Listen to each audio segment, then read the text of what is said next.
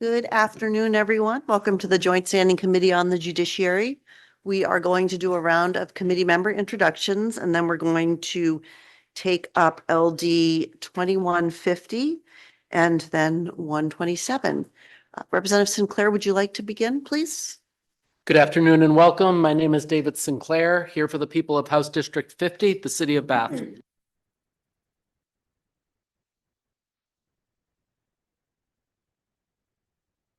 Good afternoon, everyone. I'm Dylan Pugh. I represent House District 114, which is part of Portland. Good afternoon, everyone. I'm Rachel Henderson. I represent the people of House District 78, which are the beautiful towns of Bethel, Byron, Hanover, Milton, Roxbury, and my hometown of Rumford. Good afternoon also. Dave Higgins, Senate District 10, 12 towns surrounding Bangor, not Bangor.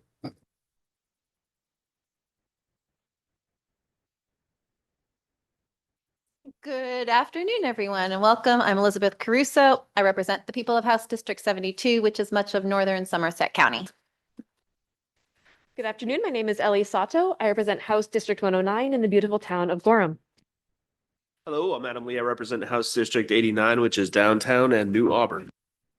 Good afternoon. I'm Jennifer Poirier. I represent House District 70, which is Skowhegan.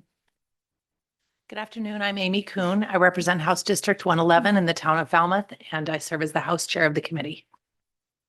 And my name is Ann Carney. I represent Senate District 29, which includes South Portland, Cape Elizabeth, and a little bit of Scarborough, and I serve as Senate Chair. I believe that Senator Grohowski, the bill sponsor, will be with us momentarily. But Eli, would you like to just orient us to this new draft of the legislation, please? Sure. Eli Murphy, Office of Policy and Legal Analysis. Excuse me. And again, I'm still slightly recovering from the cold I had last week, so I apologize for this. You've seen most of this amendment before. The last time we met on this bill, you had an amendment that had both this language as well as a bunch of language stricken. What this version does is it takes out all of the language that either has been proposed or was in the original draft.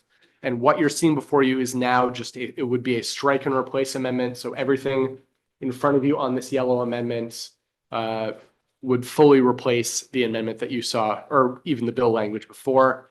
Some slight changes, and I will note one of the requests for this was to make that subsection 2 a better readable. I think that I've made progress on that. It might need some more work, but we can work on that now, or that can be worked on after this is voted, if that's the committee's decision. Some changes are requiring that the notice or communication is in writing. Fully putting in the final agency action and review under Title V, Chapter 375, which is the statutory language that is analogous to what we've been talking about, which is the Rule 80C, the review of final agency action. So putting all of that review to follow the process that is laid out. This bill doesn't seek to change that process at all. It just says a review of this situation follows that, well-trodden path. And then the second portion, that section 2 of the bill, is that data collection bit that we talked about last session or last work session, requiring the information, some cleaning up of the understanding what the geographic scope meant. That's that or that number 4 in that list, looking at, or I guess clarifying language of what geographic scope means, whether it's one office versus all the offices, those sorts of things.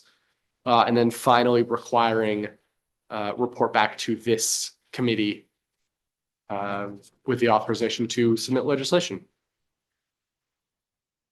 Yes, Representative Kuhn. Thank you. Eli, we had discussion in previous work session about the duration of the order, if it's a year or 90 days or 180 days. And this appears to me to be silent on the duration. And I'm wondering what that means. That is correct. And so in its version now, there is no change to the duration. I believe it is the practice, and it might be in law that duration is 1 year. But what it does is at any time, a person could file that ADC motion. So they wouldn't have to wait, as the original bill proposed, they wouldn't have to wait the 90 days if they, for whatever reason, felt that that petition was, or that notice or communication was not, or was an error, or was not correct. They could file that motion for review at any point. By creating that initial, in the subparagraph 3 in that first section 1, notice of communication pursuant to this section constitutes final agency action. So as soon as that notice is issued, that is the final agency action that can be reviewed. And there's a 30-day limit for seeking that review. Correct. Okay. Yeah.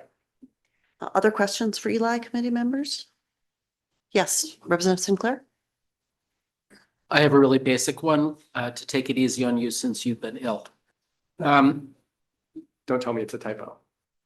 I don't know, you tell me. Paragraph 3, I'm wondering why you chose subsection rather than section-wide scope for the note about notices and communications.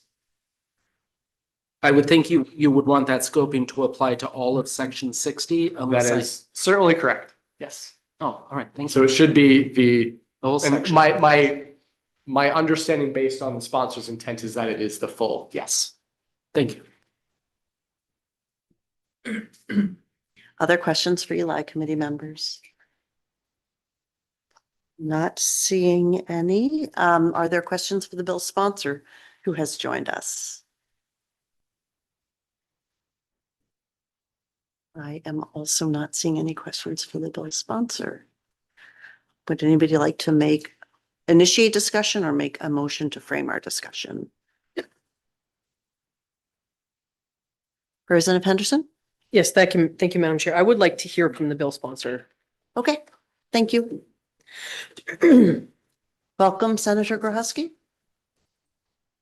Thank you. Good afternoon, members of the Judiciary Committee. My name is Nicole Verhowski and I represent Senate District 7 in Hancock County. Great. I don't have any specific questions other than, do you have any other input that you would like to provide the committee before we maybe move towards a motion? Thank you very much for the opportunity, Representative Henderson. I really just want to thank the committee for your engagement on this issue and all the great questions you've asked, because I think it's helped steer this in a direction that hopefully isn't surprising to anyone, since it's been iterative here with you all. I want to also thank the Department of Public Safety and the Department of Corrections and the Department of Health and Human Services and the judicial branch for helping answer some questions that I had and figure out what's currently happening and then what could we do better. And I think this proposal represents an opportunity to put in writing in a clear place what the process is that everyone can expect to follow, both on the side of the government, the state government, and also for the public that could be subject to some sort of restriction. So I think this is a really big improvement from where we are. It's dialed back from the original proposal around creating a new process for review, but I think this is a good step forward, and the data that your committee and the legislature gets back will, I think, help us figure out if it's making, if it's being utilized, if the ADC process is being utilized. And then if we see there's a very high number of restrictions and no one's utilizing that process, I think that'll be an opportunity to consider if there needs to be a more user-friendly opportunity at that time. But happy to take any questions. I just really want to thank everybody for what I think was like good faith comments and questions and suggestions that I think put this bill draft in what I think is a solid position. Thank you. Any additional questions, committee members? Yes, Representative Henderson. Thank you, Madam Chair. I have two. As you were talking, my creative juices started to flow, and I began to remember some of the dialogue we had before. So on the first page under subsection 60, paragraph 2, or paragraph 2, it says that an entity of the state that issues a notice or communication, or a local law enforcement agency that issues a notice or communication. I was under the impression that it was the testimony of the department as well as the state police, that state entities don't have authority to issue no trespass warrants, only the state police do. So I'm wondering if by saying that the entity of the state, by putting it into statute, the entity of the state issues a notice of communication, if that is therefore giving that entity statutory authority to issue an order where it didn't have one before, or if there is another reason behind it that I'm not seeing. Thank you for the question. I think that question might be better directed at the Department of Public Safety. I mean, I think saying an entity of the state that issues a notice or communication, it obviously is inclusive of the Department of Public Safety. We're in this awkward environment, I'll just put it that way, where Capitol Police is also an entity of the state that's not, I think, currently yet under the Department of Public Safety. Though that is the proposal. I think asking the other question that you have would be better directed at them. Okay. Eli, do you remember any of that discussion to supplement what the sponsor said? Not specific to a discussion, but I will say that the sponsor is correct, that the Department of Public Safety, Capitol Police, et cetera, would fall under that umbrella of entity of the state. And so this sentence or this subsection wouldn't grant authority to someone who didn't already have that authority to issue. However, there are agencies under that umbrella that do have authority. And so the way that I read it would be an entity of the state that issues, and that would be, DPS, state police, whoever has that authority, or a local law enforcement. And so that would be more like Ellsworth PD, et cetera. But it wouldn't encompass DHHS or the Department of Ed or all those other agencies as well, even though they are also entities of the state. Thank you. That is helpful. We do know, like, I'm looking at the definition of the entity of the state, which includes commissions, boards, hospitals. Would it be helpful to clarify, to say an entity of the state that has the authority to issue a notice or communication? Or would we have to cross-reference to different parts of law that indicates where their authority lies? Can I interject something here? And maybe we need to hear from the Maine State Police, but I thought the concern that we learned out of the incident that the bill sponsor that inspired the bill sponsor to bring this forward, what we ultimately learned was that there wasn't communication between the Maine State Police and the Ellsworth Police, and that by having I think that having the requirement, thought we were gonna have a requirement that the notice also be provided to the Maine State Police. And it was that communication between local law enforcement and law enforcement that has special jurisdiction over state facilities. That was kind of where the gap was. And I thought part of the reason for this legislation was to kind of bridge that gap. Yes, if I may, Yeah. I would agree, and I think that your point is well made and well taken. But my interpretation of how this is written was actually touching on a different perspective.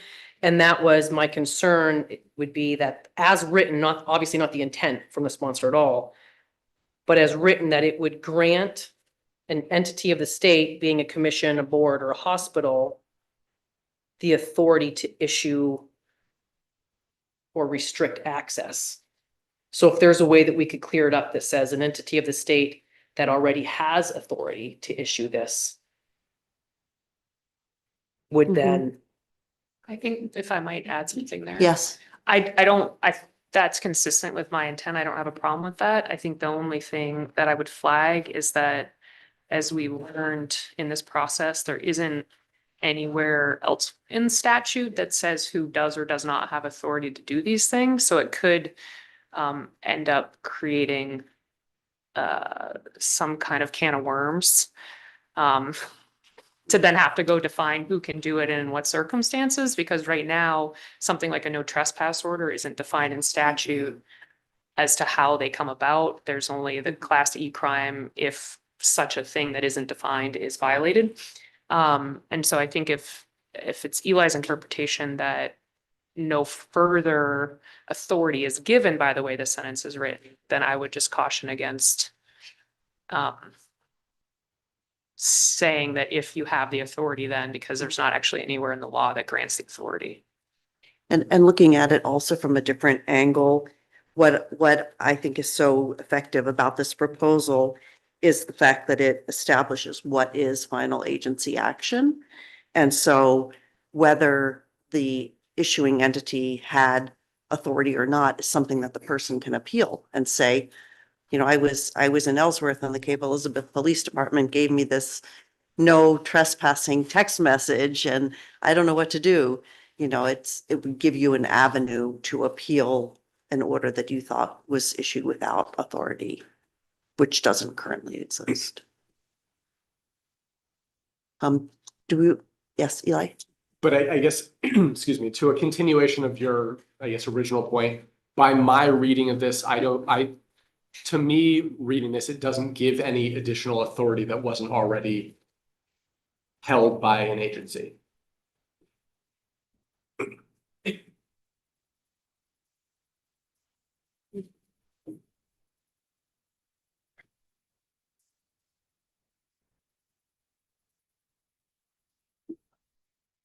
Adam, Representative Lee? Can I take a shot at it? I think, because I was thinking about it the same way that you were, and then I went and looked and then opened the can of worms that there isn't a set of agencies that are authorized to serve these. It just is by operation.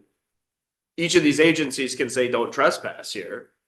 But it's the Capitol Police that is the useful entity to have that actually served. And so all of them have the authority to say, don't trespass here. And so they already inherently can say, don't trespass. This confines the circumstances in which they can do so now. Yes. So an entity can currently say, we don't want you here. The enforcement mechanism is Capitol Police or state police that issues a no trespass warrant. So, but then I guess that goes back, not to be pedantic, but that goes back to say, is it the entity of the state that's actually issuing a notice of communication, or are they requesting that a notice of communication be issued?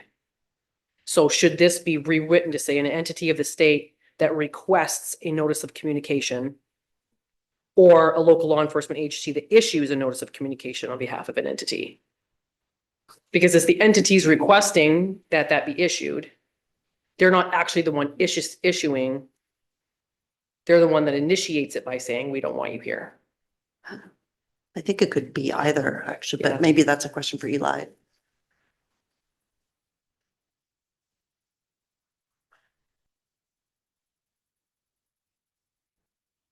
I don't know that it would have any substantive difference in interpretation.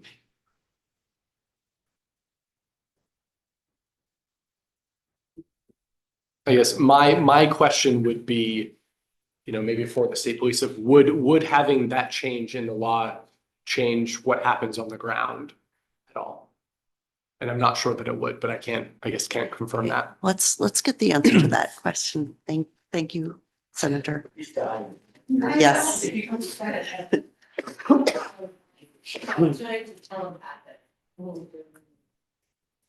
Welcome. Welcome. Thank you. Good afternoon. My name is Tyler Stevenson. I'm a major with the Maine State Police. Thank you for joining us. And so our question to you is, with the language as written in this proposed amendment, would it change anything that's happening on the ground now? And if so, would that be a welcome or an unwelcome change? I don't think it would change anything. I believe the statute just says an authorized person. So Representative Lee is correct. A commissioner of an agency would have the authority to request the issuance of a no trespass order. Okay, thank you. Any other questions? Committee members? Yes, Representative Kuhn. I had a different question for when the Okay. bill sponsor was with us. Thank you. Thank you. Thank you for all your work on this. I feel like it's got to a really good place. I just have a question. At the end of paragraph 1, it says this section does not apply to the Department of Corrections with respect to placing restrictions on residents of correctional facilities. And my recollection from the Department of Corrections is that they sought to put limitations on visitors of correctional facilities. Which kind of makes sense because you couldn't put a no trespass on someone who is already can't leave. So I was thinking that that should be visitors of correctional facilities. Does that make sense to you? I see what you're saying. I did not come to that conclusion. I'm happy to talk about why. Oh, okay. So I think number one, this is written in a broad way around a notice or communication. So a no trespass order might not be the only instrument somebody is using to restrict a person. And I wanted to acknowledge that, especially whereby I learned that no trespass order isn't find anywhere in statute, so it's not like I could cross-reference it. So because it is written in that broad way, it is possible, right, that an entity of the state, in this case, the DOC, could issue a communication or a notice to an incarcerated person saying, you cannot communicate with this person outside the DOC, or you can't, I don't know what another example, that was one of the examples that we heard from Ms. O'Brien. And so that section is written to say the Department of Corrections has different standards regarding people who are incarcerated and their constitutional rights than does a person who is not incarcerated have. So my idea here is that it made sense to me to exclude the folks that are residents of correctional facilities because under precedent, they do not have the right to just communicate at will in the same way that non-incarcerated folks have. So going through this whole process doesn't make sense for those folks. I do feel, however, that a person who is trying to visit the Department of Corrections or communicate to a person who is incarcerated, we all have the same sort of right to do that as folks who are not incarcerated. And so in my perspective, to restrict a person's ability to communicate with someone who's incarcerated is to my thinking, more of a free speech impingement than the other way, right? And so I want the folks who might be limited in their ability to communicate with an incarcerated person, such as a family member or loved one, to understand why they've been restricted and to understand what their process is to object to that. And I think that's why I didn't fully exclude the DOC but did do it in the one direction because there are different standards in the courts around that. Incarcerated person communicating the outside versus the other direction. Hopefully that makes sense. Yes, A little you explained long-winded. it. Yeah, thank you for explaining that. Yeah. Yes, go ahead, Representative. Thank you. Thank you, Senator. I was thinking about this. I mean, I know that there are do not contacts and there's protective orders. Like there's other reasons why someone may not be able or is not allowed to communicate with them. And so I didn't know how either maybe Eli or maybe we could ask the Department of Corrections if this is sufficient wording to, not conflict with other separation. Eli? There's also in the last sentence of that subsection 2, for the purposes of this section, notice or communication does not include a court order. So any protection orders, anything like that would all be encompassed by that. So those other forms of restriction on communication generally are in the form of court order, whichever type of order it may be. So the paragraph 1 doesn't need to have some kind of disclaimer on there. So this on paragraph 1, the last sentence is with respect to placing restrictions on residents, but you could say, or visitors. Those visitors might, the people who are on the outside may have do not contacts. I would just piggyback off what Eli said. If that were the case, that's a court order. And so this whole section doesn't apply to them. And we did that intentionally because I feel like the process the courts go through is the due process. Right. And this is all predicated on somebody who's trying to enter into due process. Right. Adding visitors to that section at the end of subsection 1 would in effect allow for the further restriction of visitors, not the opposite. Okay.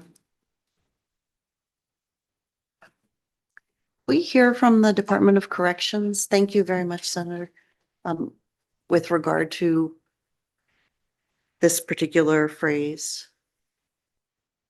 Thank you, Senator Carney, Representative Kuhn, members of the committee. My name is Jill O'Brien, and I'm the Director of Government Affairs for the Department of Corrections.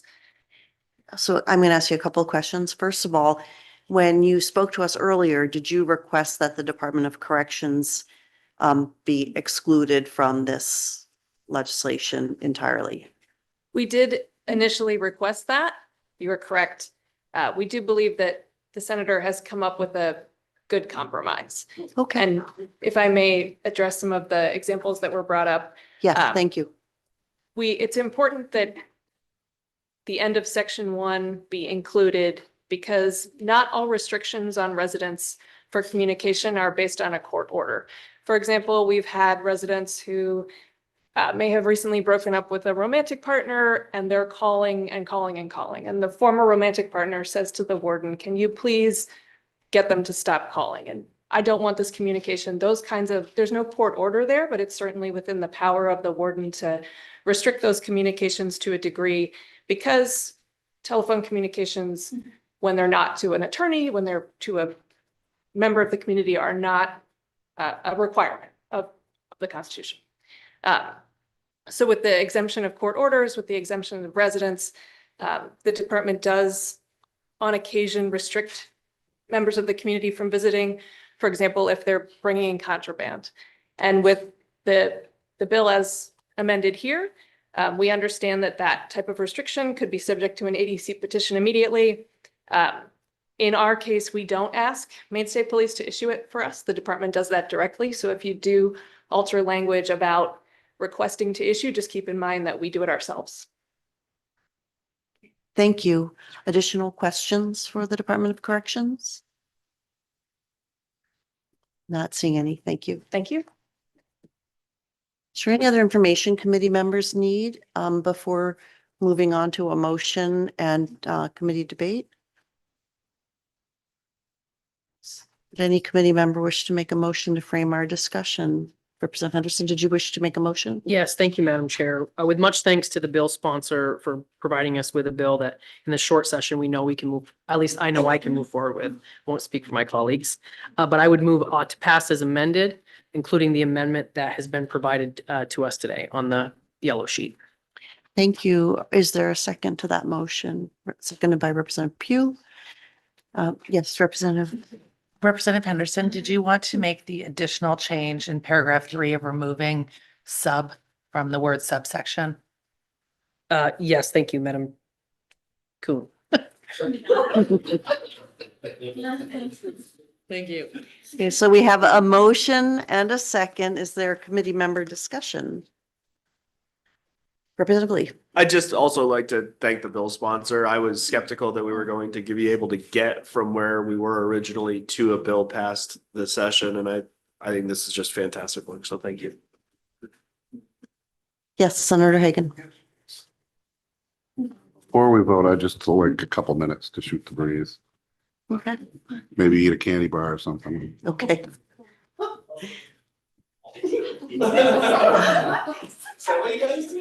Is there any other discussion, committee members? I just want to express gratitude to the bill sponsor too. I think that having a clear statement of why an order has been issued and how to appeal it is really beneficial to Maine people. And I applaud your fortitude in sticking with this proposal. Anything else, committee members? Okay, let's take a 5-minute break.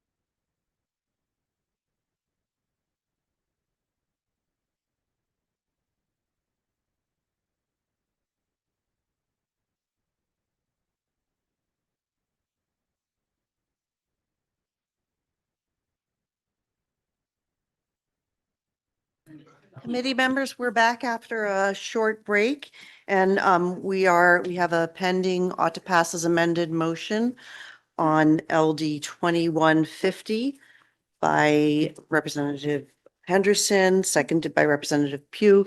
Is there any additional discussion, committee members? Representative Henderson. Thank you, Madam Chair. I would just also like to suggest to the committee that we consider changing the name as well, or changing the title of the bill as well. This been a fairly substantive change to the bill itself. And kind of throwing around ideas with the bill sponsor and Eli. Eli had come up with a version of it, something like an act to, an act to protect from restricting access to state property or something along those lines, but like not actually talking about establishing procedures on restricting access, because that's not what we're doing anymore. Thank you. Did you want Eli to make a suggestion? Yes, please. Thank you, Sure. Eli. And I so, thought I was fumbling through it just fine. Yeah. and so I will also I know she's sitting right behind me, but I'll take the mea culpa. I have an email from February 13th. One other thing, could you suggest a better title for the bill now that the content has changed quite a bit? That is something that I did not do and should have. So we're doing it now.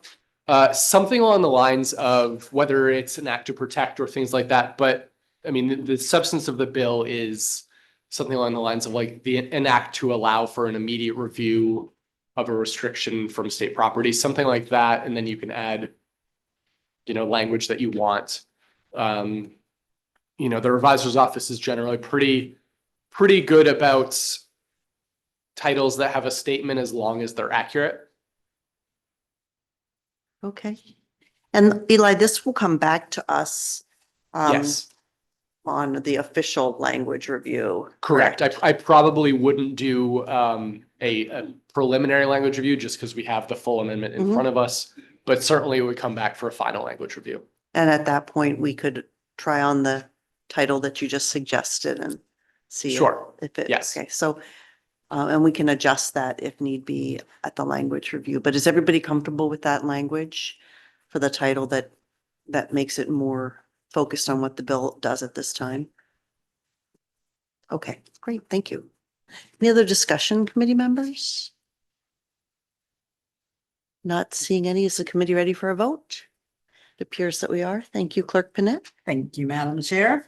Senator Carney. Yes. Senator Carney votes yes. Representative Coon. Yes. Representative Coon votes yes. Senator Hagan. No. Senator Hagan votes no. Representative Poirier. No. Representative Poirier votes no. Representative Sinclair. Yes. Representative Sinclair votes yes. Representative Pugh. Yes. Representative Pugh votes yes. Representative Henderson. Yes. Representative Henderson votes yes. Representative O'Halloran. Senator Talbot Ross. Representative Lee. Yes. Representative Lee votes yes. Representative Sato. Yes. Representative Sato votes yes. Representative Babin. Representative Caruso. Yes, but I want to see the title once it comes out. Representative Caruso votes yes. Representative Dana. I'll recall the absentees. Representative O'Halloran. Representative O'Halloran is absent. Senator Talbot Ross. Senator Talbot Ross is absent. Representative Babin. Representative Babin is absent. Representative Dana. Representative Dana is absent. Madam Chair, I have 8 members voting in the affirmative, 2 members voting in the negative, 4 members are absent, and that is the vote of the committee. Thank you. And for those who voted against the motion, what is your report? Not to pass. Both. Okay, thank you very much. Eli, do you need any other information from us? Okay, so we'll close the work session on 2150 with thanks to everyone who worked on the bill.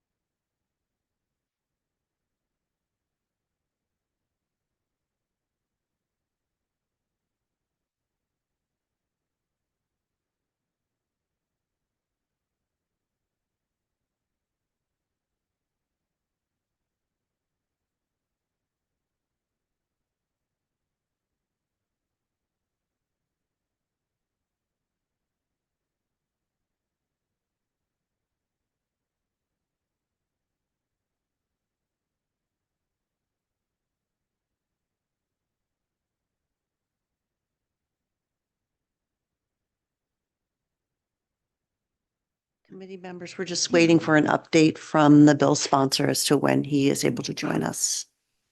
As soon as we have that, I will let everyone know.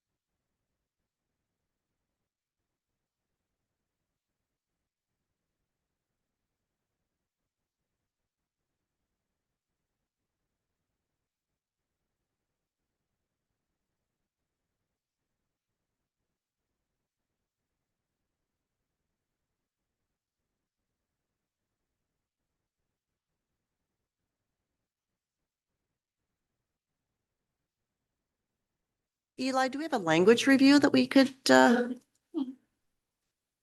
right now? We have two. Excellent.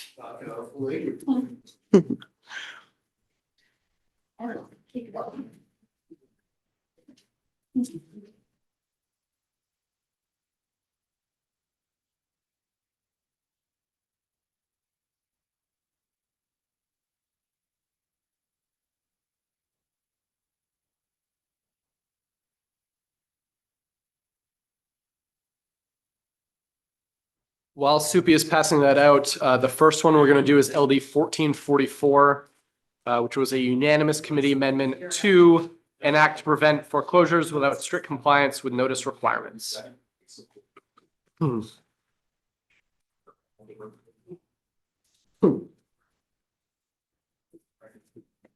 so this one, there's been a slight change since the committee voted on it. Initially, the vote was to change it to a resolve, stating as such. After some conversations with the revisor's office and myself, initially we thought about maybe making it a private and special law, and then decided that wasn't the right format. I think the concern with making it a resolve was the lifespan of the resolve and the lifespan of this being kind of in the public eye. It was the intention of the committee, I think you'll remember, that we want this kind of retroactive application of this case to be as public and as viewable as possible, especially for practicing attorneys. And so what the amendment ultimately now, excuse me, formatted into is this is it is a new subsection 1B right below the section 6111, which we reviewed. That was where it talked about this notice and right to cure. And so just a sentence there in statutory law. So it's, you can find it in the red books, you can find it places stating that notwithstanding this section, the holding in the case of Finch v. US Bank NA, et cetera, may not be applied to any cause of action arising prior to January 11th, 2024. January 11th, 2024 was the date of the order in that case. Thank you, Eli. Are there any questions, committee members, about this language review? Representative Henderson? Thank you, Madam Chair. Maybe a little more broadly, did the Finch decision ever discuss or touch on retroactivity? Did they rule on that at all? It was not an issue to the case to my knowledge. Okay. Okay, thank you. Anything else about the language review question, committee members? Representative Lee? Is January 11, 2024 the date of the Finch decision? Yes. Okay, all right. Anything else, committee members? We all set with this? Great. Okay, let's do one more, and I see that the sponsor for 127 has joined us. So let's do this last language review and then we'll take up 127. This language review is a minority amendment from LD 1009. This was an act to restore full civil rights to possess firearms for persons previously convicted of certain nonviolent felony crimes. I apologize for the length of time in which it took to get this to you. You'll remember this is a bill that we discussed back in November in the interim. The committee passed the amendment as it was drafted and presented by the sponsor. And it went through a number of back and forths, just changing the language and making kind of language conformity with Maine revised statutes, et cetera. And so that is the explanation for the delay. This is in substance the same as that amendment that was passed. And then, of course, there is the addition of the fiscal note, which you will see in green. So for those committee members who are on this report, are there any questions, concerns about the language?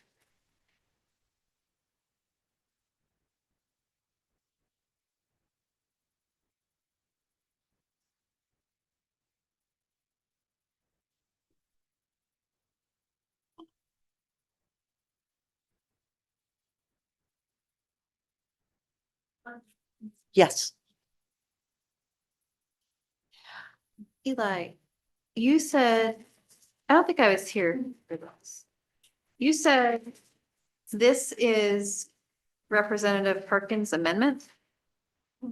Correct. At the work session, he had provided an amendment and the committee voted on that amendment or the members of this report voted on that amendment as drafted.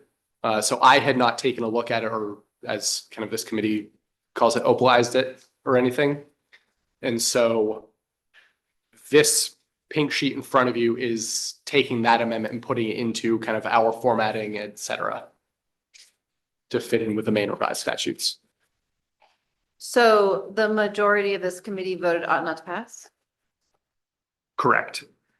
Okay, that's what I wasn't clear. Okay, great, thank you. Anything else for those who voted on the minority report? Yes, Representative Henderson? Sorry. Yes, thank you, Madam Chair. Do we know why there's a fiscal note, $34,000 from the highway fund? Yes. And when I first saw that, asked that question. There is, and it would be wonderful if Major was still with us. There is a formula breakdown of how the state police are funded. And so it is, regardless of what the purpose is and whatever, a portion of those funds come from the highway fund. And so given that this is, or I guess DPS, et cetera, but just their funding has that kind of formulaic breakdown. Okay. And it's also presumed that this would need an entire judge package, I'm seeing.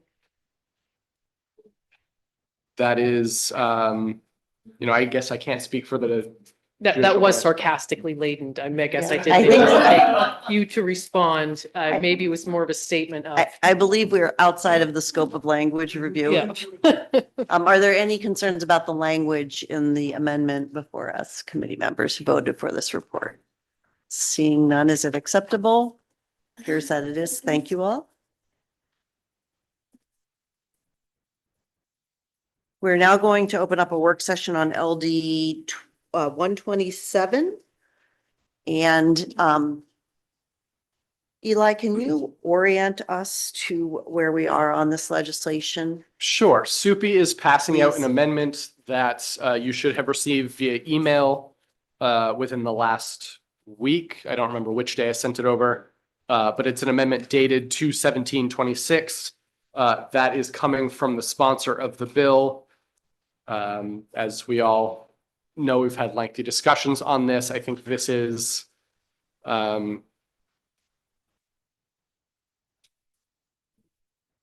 I certainly won't speak for the sponsor as to the intentions of this. I think this is sought to address some of the concerns or information brought up at our last work session.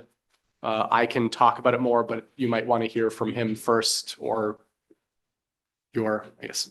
Thank you. Let's just quickly see if there are any questions for Eli. Seeing none, Senator Hickman, could you please join us?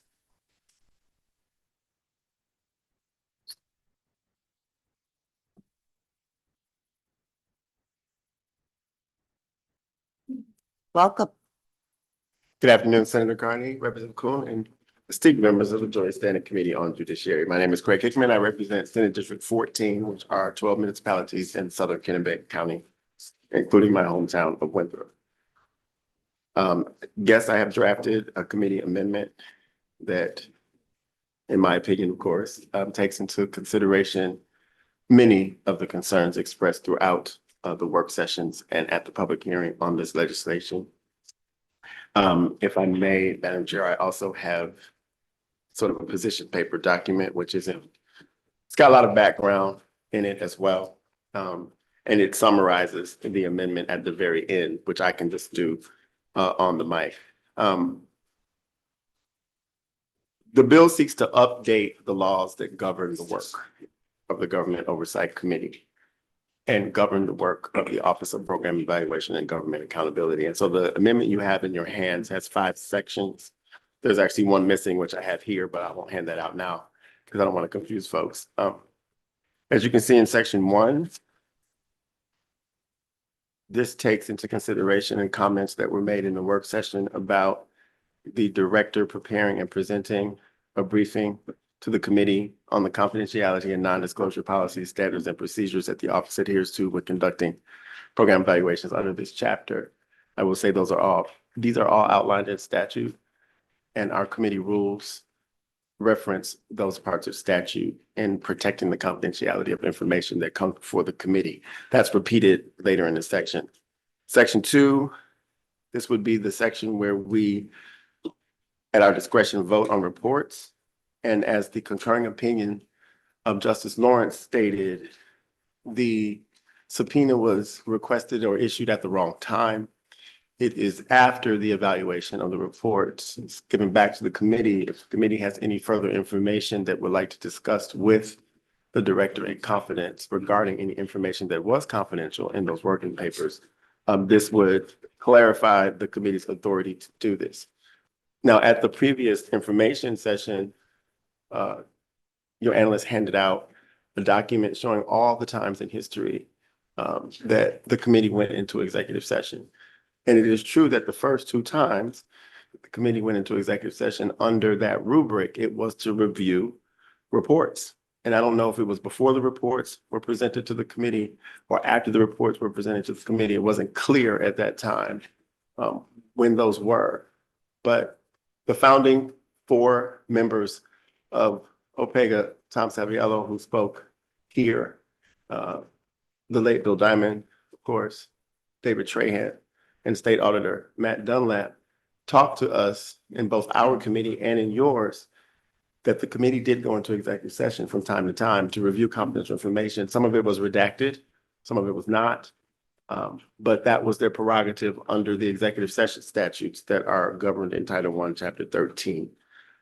Information available to the committee is being amended. Can I just stop you there? Just, so you're referring to the Freedom of Access Act, and you're saying that the Freedom of Access Act allowed access to that confidential information? I'm saying that the Freedom of Access Act has ended the executive session parameters that are in, I don't know the section off the top of my head. I don't have it with me.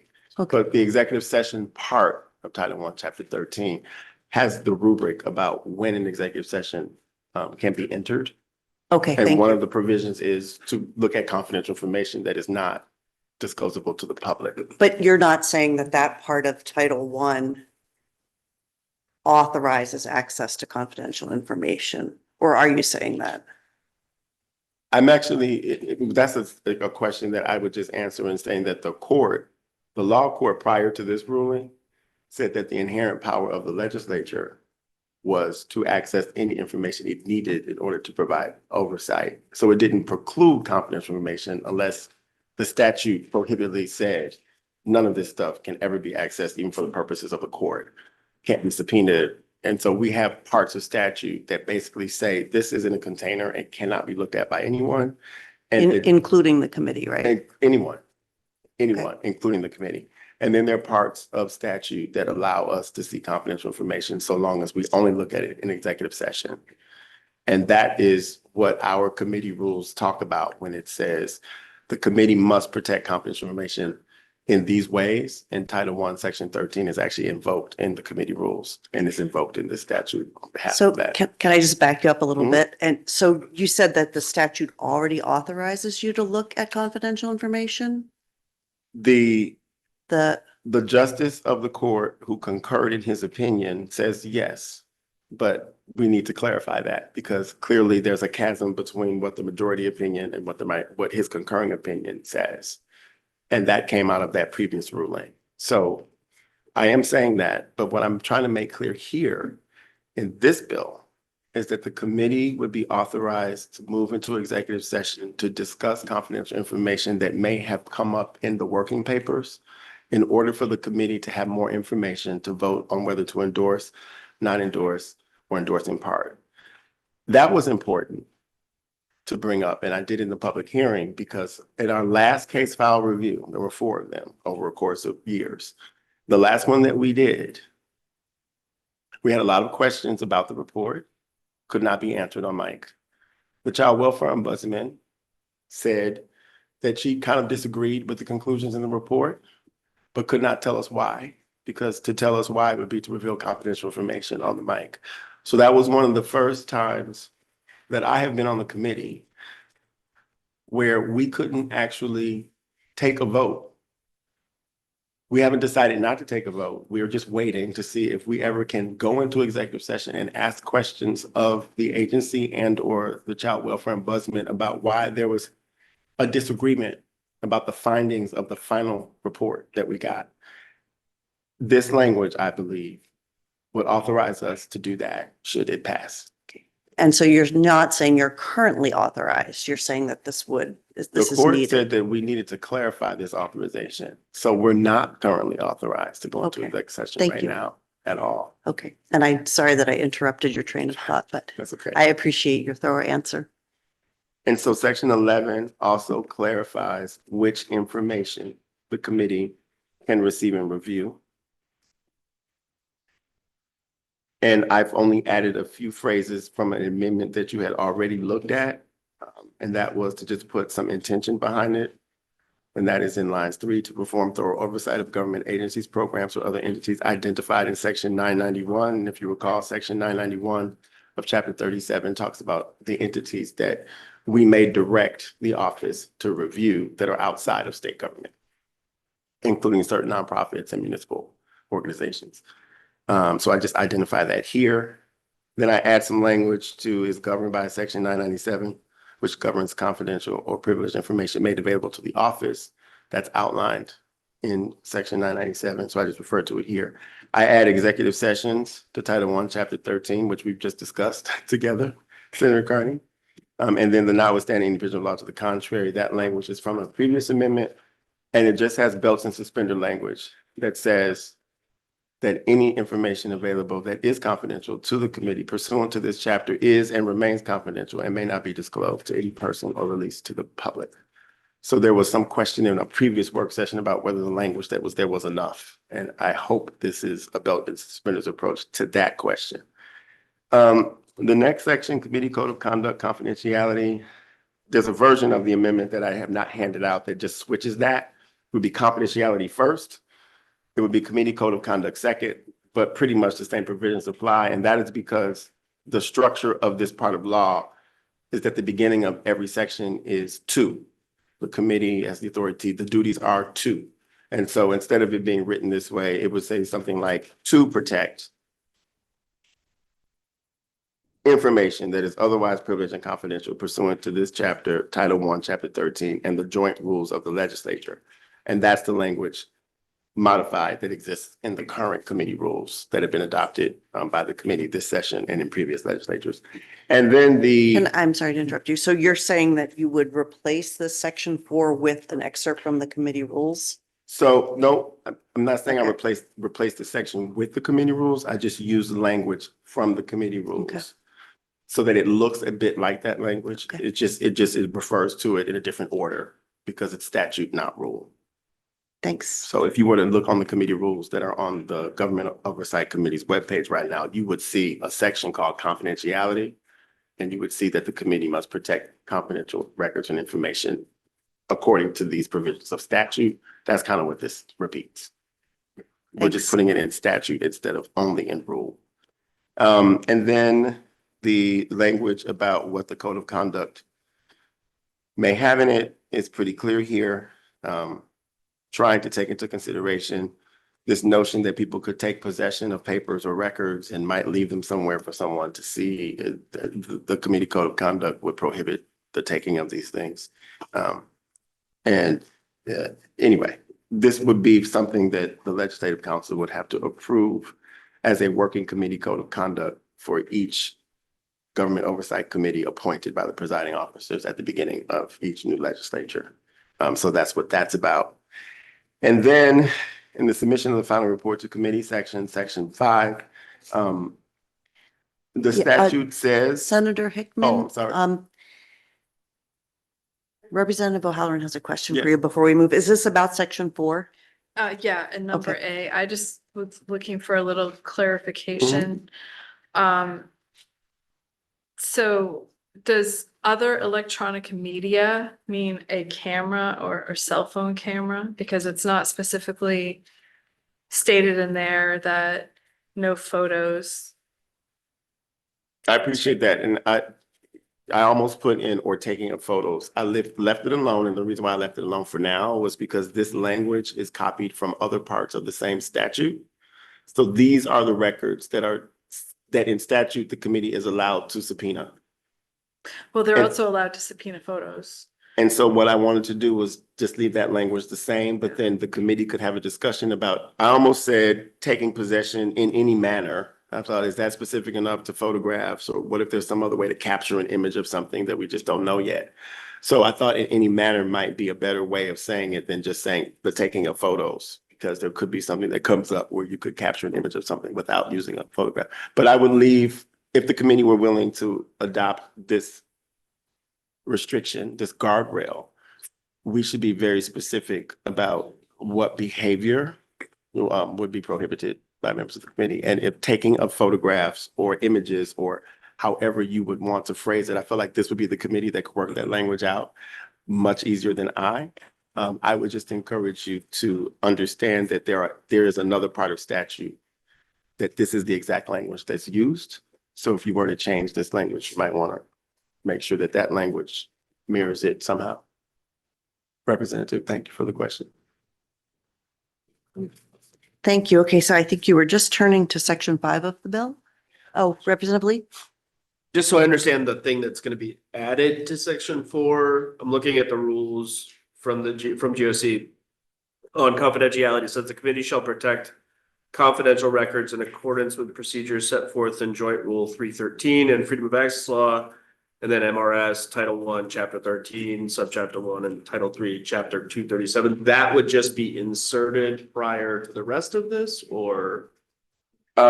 Yes, and it wouldn't exactly be that language because I think the rules say freedom of access laws, comma, and then it actually says what they are. Yeah, I shortened. Yeah. I shortened. So it. yes, it would be inserted before the committee code of conduct. It would have language that said to protect the confidentiality of privileged information by following the law.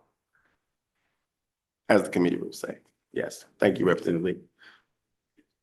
Right, thank you. Section 5? And I do have a copy of that for the committee, but I didn't want to hand it out to confuse the issue because. Actually, will you hand it out Sure. now and then we'll turn to section 5? I think that would help us Great. since we're all have our heads in section 4 right now. Thank you. Yes. Eli, is there another page to this? Because there's nothing for the summary. The summary is just blank. I left it blank until it's fully completed.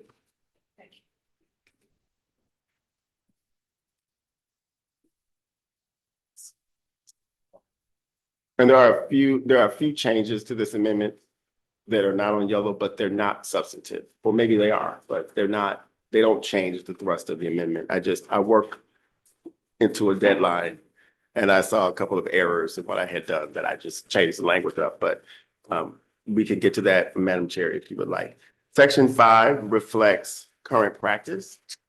And it came up in the overview from Elias that reports are released simultaneously. And there is a confidential draft of the report that the committee members get a couple of days before the public release of the report. And this just reflects that in statute. That's what the first read is. And then the second read is whether or not the committee has conducted an executive session review of the report, means that we may vote, the committee may vote whether or not they've done that. I didn't want to make it so that it would seem as though we have to have an executive session review of a report before we vote on it, because we don't have to have one. We didn't before the ruling, and after the ruling, we don't at all.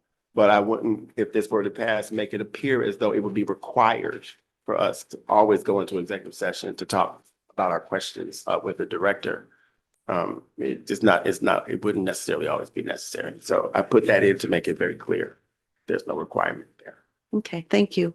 Questions, committee members, for the bill sponsor about section 5 on the yellow sheet that is section 6 on the white sheet?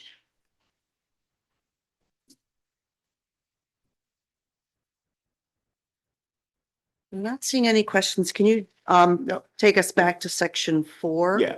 So section On the 4 white sheet? would be one of those sections in law where, because you're getting rid of one and, or you're adding a section, you actually have to like amend the law so that the sections that follow work. I think Elias knows what I'm talking about. And so since the immediate review system would have to be amended just to put that and at the end, I just took the opportunity to make that change in the middle of it, because when I read it again, it sounded odd. If the director determines to proceed under, I thought, well, if we're going to amend this to put an and, we may as well consider making it read if the director deems it necessary to proceed. So that's what that is. It's not anything I'm married to changing. I just thought that if you've got to change a word, we may as well change that phrase to make it read better. But that's what section 4 does. It was a mistake not to have included that in the yellow copy.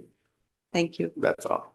And then there are a few more changes to some of the language between the white and the yellow, but I don't believe they're substantive, which if you want me to go over those, I can show you those as well. But it really just depends on the will of the committee and of the chairs at this point. Committee members, is there anybody who would like to see the specific changes? I'm going to be the only one, then I think I would appreciate knowing what they are. Representative Henderson? Thank you, Madam Chair. And forgive me, which is the most recent amendment, the white sheet or the yellow sheet?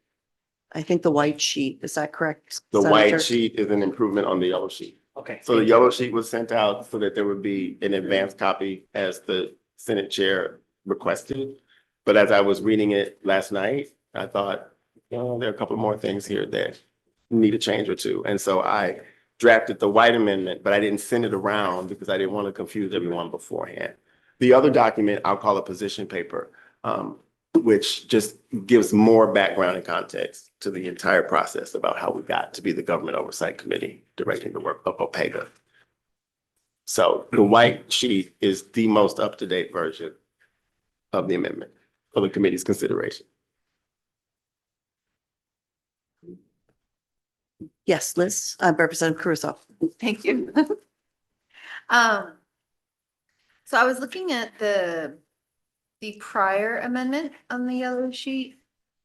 And I don't see the Title 22, Section 4007, subsection 1 regarding child protection proceedings.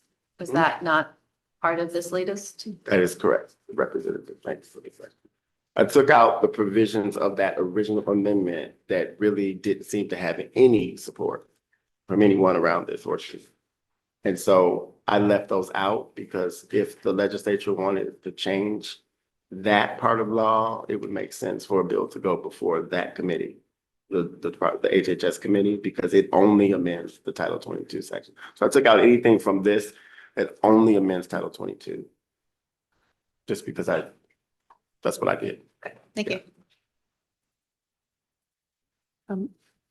Could you take us Yes. through the specific changes, Thank you. please?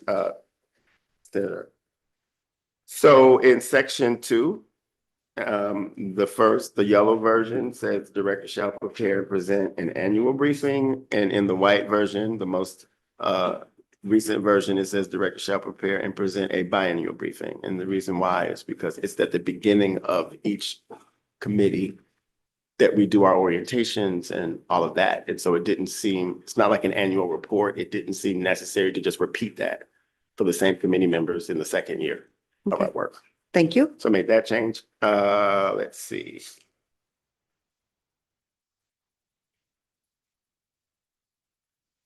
I think the votes, section 2 remains the same. Okay, section 3, I took out certain, the word certain, which I had forgotten to do on the first version. That was in a previous amendment. The word certain is gone.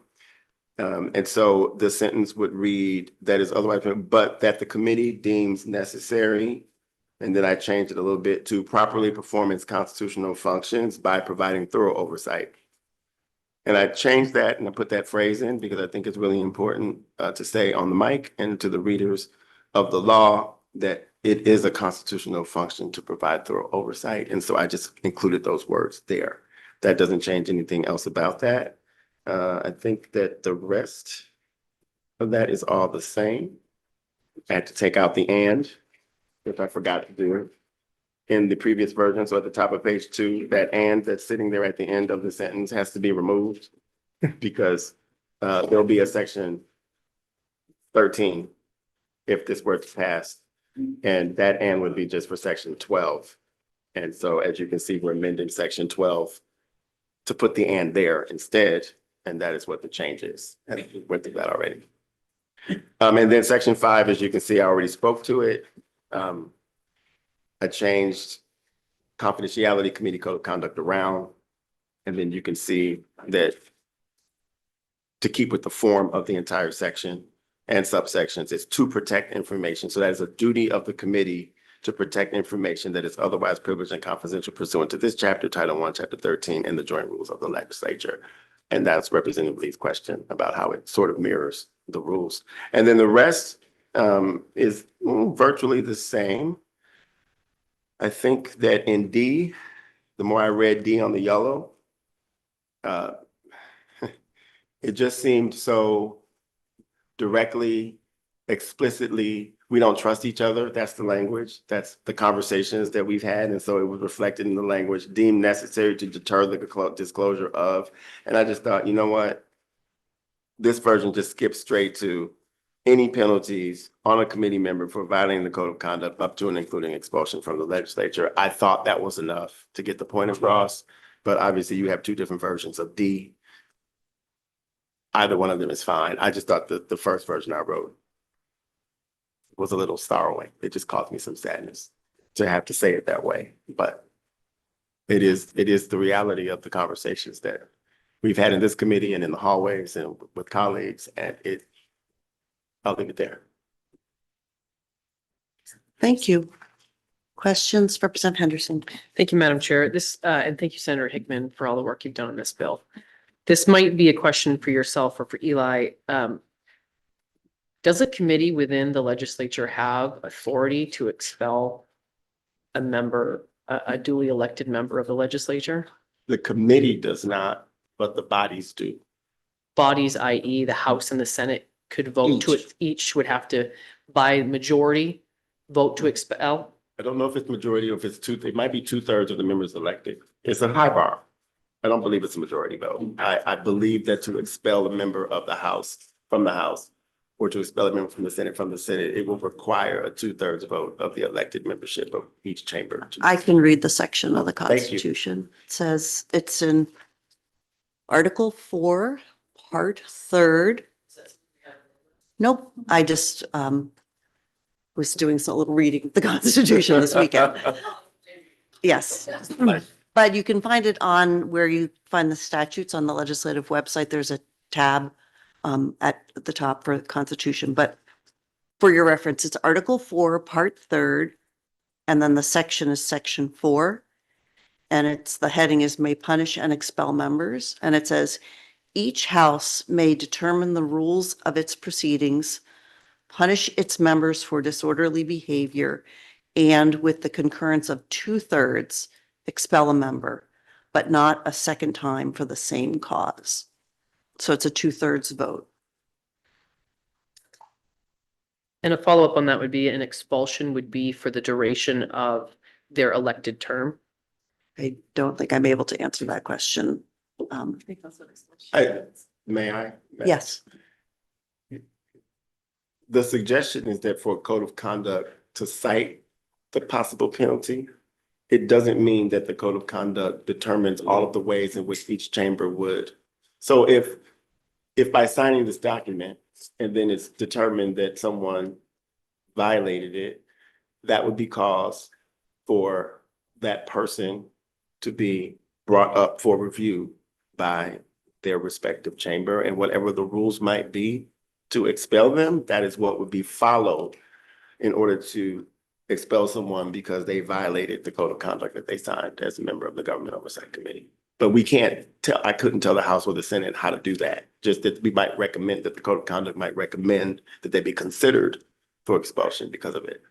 If I Yes, may, Representative Henderson. I wasn't questioning whether or not LD 127 was prescribing the terms in which someone could be expelled. I was questioning whether or not someone had any type of legislative history and if that expulsion was for the full extent of their term or not.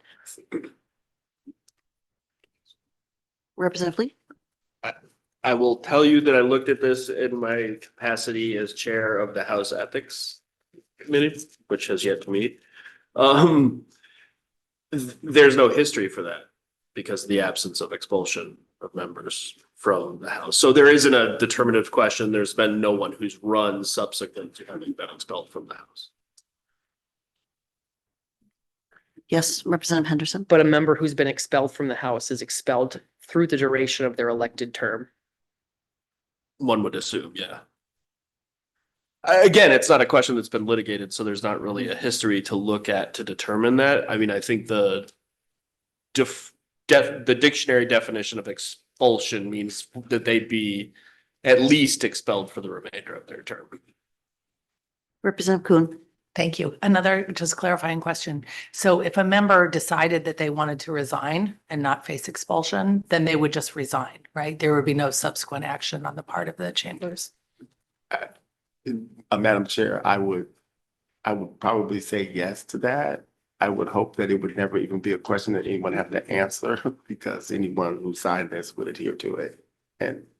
But we know from a previous president that when it was clear that this person would be impeached and removed from office, he decided to resign to save face, I guess. So I would imagine that if a member knew that there were votes in their chamber to expel them, they might not want to face the expulsion, they may resign. And I don't know that you can take action against someone who has already resigned from office. Representative O'Halloran. Hi, I'm struggling with this. To possibly remove a member is a pretty high bar, which, as we've witnessed, can often fall on political lines. It's not a matter of what's right or what's wrong. It falls on political lines. Does not a victim or even a public service provider, law enforcement, it could be anybody, a teacher, nurse, as well as a victim, not also deserve a high bar for their information being leaked? Are they not worthy of a high bar? Representative O'Halloran, I'm not exactly sure I understand the question. Well, what I'm saying to you is, there's no penalty for somebody who is only guaranteed 2 years. That's it. You know, you've sat here and said, well, you could resign and not face the music. You may or may not be expelled, but you'd have to meet a 2/3 vote. And we all know how that will go down. But there's nobody's thinking of the victims in this. And even, the collateral damage that goes with that. There's, other people's jobs and lives and incomes that are affected in this. And there is no high bar for their personal and private and most intimate information from being protected. And that really gives me pause for concern. I mean, the fact that if somebody leaked, a victim's most intimate details of their sexual assault and whether they may or may not left with a venereal disease or something, I mean, anything you can think of, it doesn't matter what it is. What is their bar? They have no recourse. Our current standard, there is recourse, but there will be no recourse for people that are elected. No legitimate recourse. Are you referring also to the fact that there's absolute immunity for Yeah, legislative that's acts? what I'm saying, that you're here for 2 years, you have absolute immunity. And as I'm saying, we've seen it come down with behavior, wrong behavior, not being punished appropriately because it falls on party lines. And that's exactly where this would go to. So I respectfully, Representative Halleman, I don't predict the future. I don't know that parties would, it's hard to know that the party lines would get in the way of egregious behavior from being penalized by our colleagues. But I just want to make clear that this is still about the Government Oversight Committee. And the work that we do in Government Oversight Committee is evaluating programs and agencies about their functions and effectiveness to assure that taxpayer dollars are not wasted. There's no fraud, there's no abuse, there's no public mismanagement of funds. And in that regard, it's hard for me to imagine a scenario, since we have to speculate a little bit, where the Government Oversight Committee would vote. It's a bipartisan, bicameral group of lawmakers, 8 Democrats, 8 Republicans, 6 from each chamber. It takes 8 votes to go into executive session. It's hard enough for us to get 8 votes to go into executive session for anything because we don't do it very often. But because the reports that we have to vote on can sometimes include having to ask questions about confidential information that cannot be revealed in open court, to speculate that we would go into executive session to ask questions of our director and that the director would somehow allow the committee to see that kind of confidential information when that's not what we would be asking about. I can't speculate enough that there would be no reason for the committee to ever see a record that would include people's sexually transmitted diseases. Since you brought that into the record, I will just say I see no reason for that to be the case. So I don't want to speculate beyond. This is a structural and infrastructure improvement to reaffirm the power, the inherent power and authority of the legislature to get all the information that it needs to do its job. I gave you the position paper earlier, and I actually don't have it on my person. May I please see this? I just want to read into the record this. And thank you, Representative Caruso. It is the proper duty of a representative body to look diligently Can you into. just tell us where you're reading from? I'm reading please? from the very top. Okay, thank you. I Of see the it. position paper. It is the proper duty of a representative body to look diligently into every affair of government and to talk much about what it sees. It is meant to be the eyes and the voice and to embody the wisdom and will of its constituents. The only really self-governing people is that people which discusses and interrogates its administration. A state auditor, Matt Dunlap, brought documents to the public hearing that embodied this very same approach to the constitutional function of the legislative branch of government.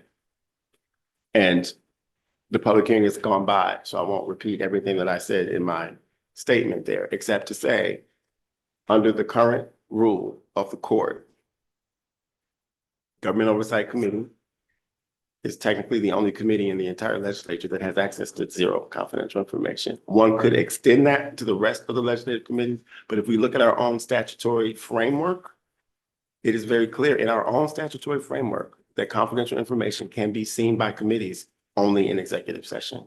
And the court didn't touch that. It just said that the Government Oversight Committee cannot, because the statutory framework that we set up was to put a firewall between it and OPEGA. And as you can see from the position paper, there was a time when the committee had to review which confidential information it would allow OPEGA to review. And then that was amended to go the other way around so that OPEGA could get the confidential information and the committee could only receive what it got from OPEGA. According to the court ruling, we couldn't see their working papers. So Madam Chair, you can stop me whenever you want. I don't want to relitigate it. I just wanted to explain what this amendment does to try to clarify some of the concerns that have been addressed around this. Understood. And I understand Representative Halloran that you have questions asked, but this is the document that we've been presented with today is very new. It was not, it's a change from what was presented at the public hearing. And I know that there are people in the committee room who wish to share with us their feelings about this document. So I just would like to say though, in is this debate or a question for the bill well, sponsor? I guess for definition of working papers, because working papers is every single piece of paper that OPEGA attorneys touch. And he's kind of implying that that's not the case. But so if that definition is wrong, then I would like to know that. But I mean, my understanding and also seeking out legal guidance, the understanding on working papers is that is every single piece of paper that a government oversight committee attorney touches, no matter where it comes from, whether it's a personal police officer's file, personal teacher's file, a personal DHS worker's file, a victim's file. It doesn't matter whose it is. It is 100% available to everybody on the Government Oversight Committee, because that is the definition of working papers.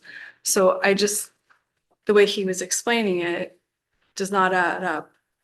So I just wanted clarification on this. So then that's a question for Eli, and I think that he is looking for the definition of working papers. Madam Chair, if I may. Let's just wait, because I think what we need to hear right now is the definition of working papers. In your excuse me.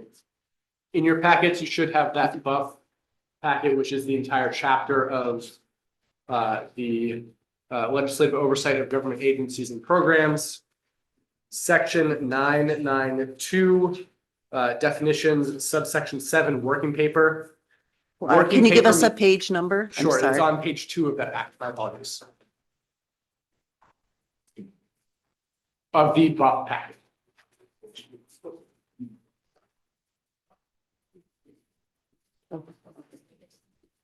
So I was confused because there's buff paper attached to a blue sheet, but it's You not should that have a one. freestanding packet that is the entire chapter 37. Okay. In buff. Thank you. Subsection 7, working paper means all documentary and other information acquired, prepared, or maintained by the office during the conduct of program evaluation, including all intra-agency and interagency communications relating to a program evaluation, and includes electronic messages and draft reports or any portion of the draft report. Thank you. Is that what you were referring to, Representative? Yeah. And Madam Chair, if I may. Yes. All I wanted to say was this, what the committee might want to inspect or review or deliberate still have to be germane to what's in the report. And I've never seen a report come back from the office so far in my tenure on the committee that even alludes to those kinds of things. That's all I wanted to say. Yes, if we wanted to see photographs, I don't know why we would, but clearly the purpose of the executive session isn't to reinvestigate. It is to get questions asked and answered that cannot be answered publicly, so that the committee understands what it may vote on or not. Because as you may know, we can endorse the report in part, and by endorsing it in part, we might say, we believe that there is further review needed for the role of domestic violence in separations, which actually was something that came to us in that last report from a member of the public saying there's nothing in this report about that connection. And so we weren't able to say, why isn't there anything in this report about that connection? Because we were obviously not going to ask our director on open mic to defend the position. He can take it, he said so, but that wasn't the point of the meeting. The point of the meeting was to ask questions about the report and to get the answers that we could get. And we couldn't get the answers we needed in public. Understood. Thank you. Yes, Representative Lee. Is this a question for the sponsor or committee discussion? It's for those ones. Okay. Representative O'Halloran, can you turn off your mic, please? I think you were referencing, and I just want to make sure that my understanding is the same as your intention. The universe of working papers that GOC would be able to review is narrowed to just those that are considered and referenced in the report itself. That is correct, Representative. Any other questions for the sponsor before we hear from some of the interested parties who are here with us today, who have seen this for the first time? Okay, not seeing any. Thank you very much, Senator Hickman. Yes, Representative O'Halloran. Oh, can you like show us where it specifically says that they can only get information that's germane to the topic? Yes. In, excuse me, in section Title 1, section 405, this is, you don't have it in front of you, but this is in the freedom of access laws, which governs executive session. So subsection 4 is motion contents. Motion to go into executive session must indicate the precise nature of business of the executive session and include a citation, yada, yada, yada. Subsection 5, matters not contained in motion prohibited. Matters other than those identified in the motion to go into executive session may not be considered in that particular executive session. And so the executive session laws do limit it. And so whatever is contained in that motion to go in, thereby creating whatever is germane to the conversation, is under the law the only thing that can be discussed. Just one for clarification. And I just want to point out, committee members, that the executive session law and the right to know law is not about protecting confidentiality of others. It's about limiting the circumstances in which public access to a public meeting can be prohibited. Representative O'Halloran. And just my question is, they can add whatever they would like to discuss or talk about. So there really is no limit other than to what they limit themselves to for the executive session. I guess it can be interpreted that way. I think that the limit built into the law is you can't say, oh, we're going to go look at this and then find something and then go on a rabbit hole. Right, but you can pick whatever you want to talk about. Representative Lee. Can we also read the bill in front of us, which says in section 2, the committee may enter executive session to review, inspect, or deliberate the working papers that were considered and referenced in a report.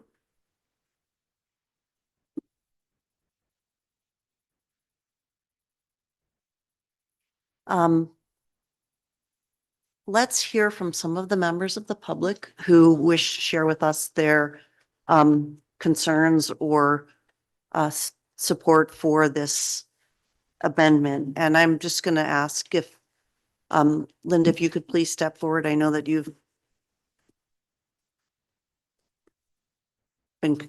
raised some concerns. Go ahead.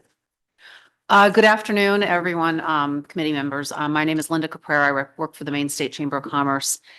I've looked at this amendment and we still have concerns. As you know, with this committee, we have expressed our concerns over the access to confidential information. particularly tax return information that companies have.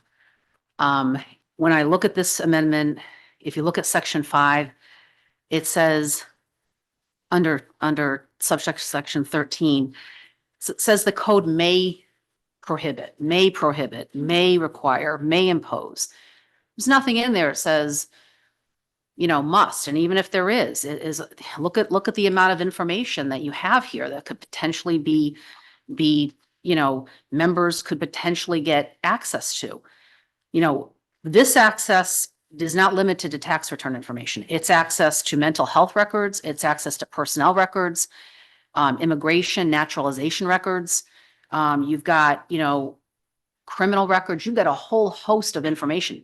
It's not limited to that. And, we've expressed, huge concern over this. And I agree with Representative O'Halloran. What about the victims? What happens if this information gets out there? What about the companies whose private proprietary information is disclosed accidentally even? What happens? No criminal protections here. No, they just say, oh, sorry. Well, there's some serious, potential problems with that. And we have, again, this does not, as we read this does not cover any of those concerns. And again, I understand what Senator Hickman is trying to do and attempting to do here. But this goes way further than what we feel that, the potential, the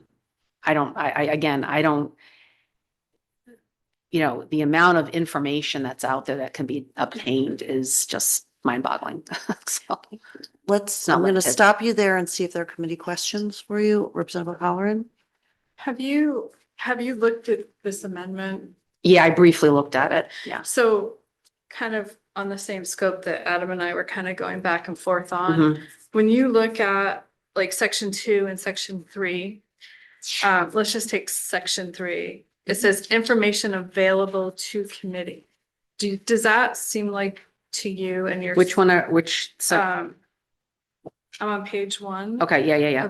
And you go down to section 3, MSR 994. Okay. And then it says number 11. Yep. And it says information available to committee. And then you read that. And then you also read what's above it. Does it, from your standards, I mean, because you work a lot with businesses and stuff like that, do you see anything in there that does not give them everything, access to No, I everything? mean, I think there's access to everything here. I mean, when you read it, to me, It's access to everything. I'm not a lawyer. I'm not but- either.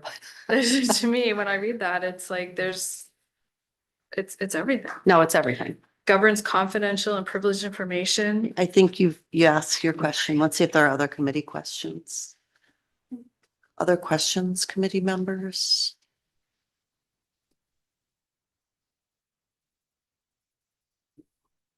Have you ever been involved in any kind of OPEGA investigation? I'm just curious. Okay, thank you. Thank God. Okay, any final questions, committee members? Yes, Representative Sinclair. Thank you, Madam Chair. Good afternoon. Good afternoon. I appreciate your mentioning that you see the merit in what the senator is going for with the bill. Understanding you still have concerns, have you either A, offered language to the senator that might help to address some of your concerns, or B, do you have willingness to do so if the committee didn't end up voting today, which is not something I can promise by any stretch, but I'm just curious whether you find the ability for some flexibility and willingness to work on it. I mean, we're always willing to work on it, but I guess the question becomes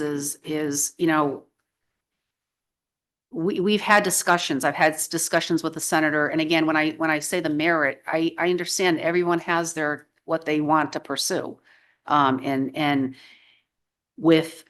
I will always attempt to work with folks, but I guess our concern, I don't think we've expressed our concern, and I don't think we're at a place where we can agree that, our concerns are going to be addressed. And we've kind of, we're at this place where I think, and again, I've talked to Senator Hickman, but I don't think at this point, and again, we've always been willing to work with folks. But I don't think we're at a standpoint where I think it's very dangerous to go down the path of having all of this information potentially exposed.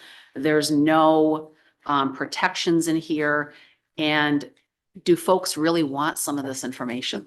I guess that's the question. Would you really want it? I mean, I wouldn't want my tax return information being disclosed. I mean, and again, there's no, again, that's where that's where I'm at. I mean, we've attempted again to work, and I will always continue to work with folks. But I think we're at the point where we just have a difference of opinion on what should be disclosed and what shouldn't be. So. Other committee members' questions? Yes, Representative Caruso? Thank you for being here. And for explaining your concerns. In section 4, item D, it has some pretty extreme penalties that, I don't know who would want to risk that. Seems like that would be very intimidating and deterring from violating confidentiality. Again, when you read this, it says the code of conduct may impose penalties on a committee member. We don't know if the penalties are going to be imposed or not, what those penalties are. I mean, MRS and some of these agencies have clear-cut penalties, and they have jail time if information is disclosed in an inappropriate manner. I mean, Maine Revenue Services, and they've said this in front of the Taxation Committee numerous times, and they can't just, an employee at Maine Revenue can't just leave a tax return up on a screen and walk away, have a cup of coffee, and then come back. Somebody sees that is disclosure. So they are responsible for that. And that is the level of disclosure when folks, at Maine Revenue Services, we have a voluntary system here in the state of Maine for tax return information.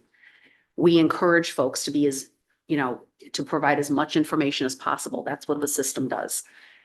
If folks know that potentially their tax returns are going to be in any way, shape, or form disclosed, do you think that they're going to be willing to disclose as much as possible? Right now, Maine Revenue keeps that, like the IRS, keeps it completely confidential. No way it's getting out anywhere.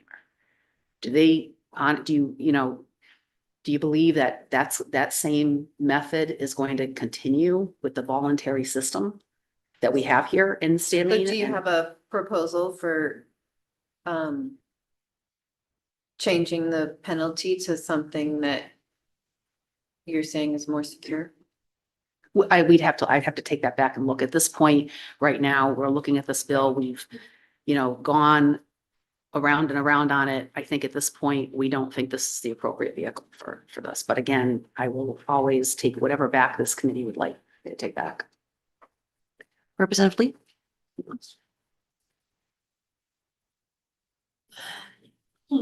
You seem to have a specific hypothetical in mind, so I want to hear the scenario in which someone has made a report to GOC. GOC has tasked OPEGA with doing an investigation that would lead to OPEGA creating a report that considers and references an individual's tax report or tax return that would then need to be reviewed by members of GOC in executive session. Mm-hmm.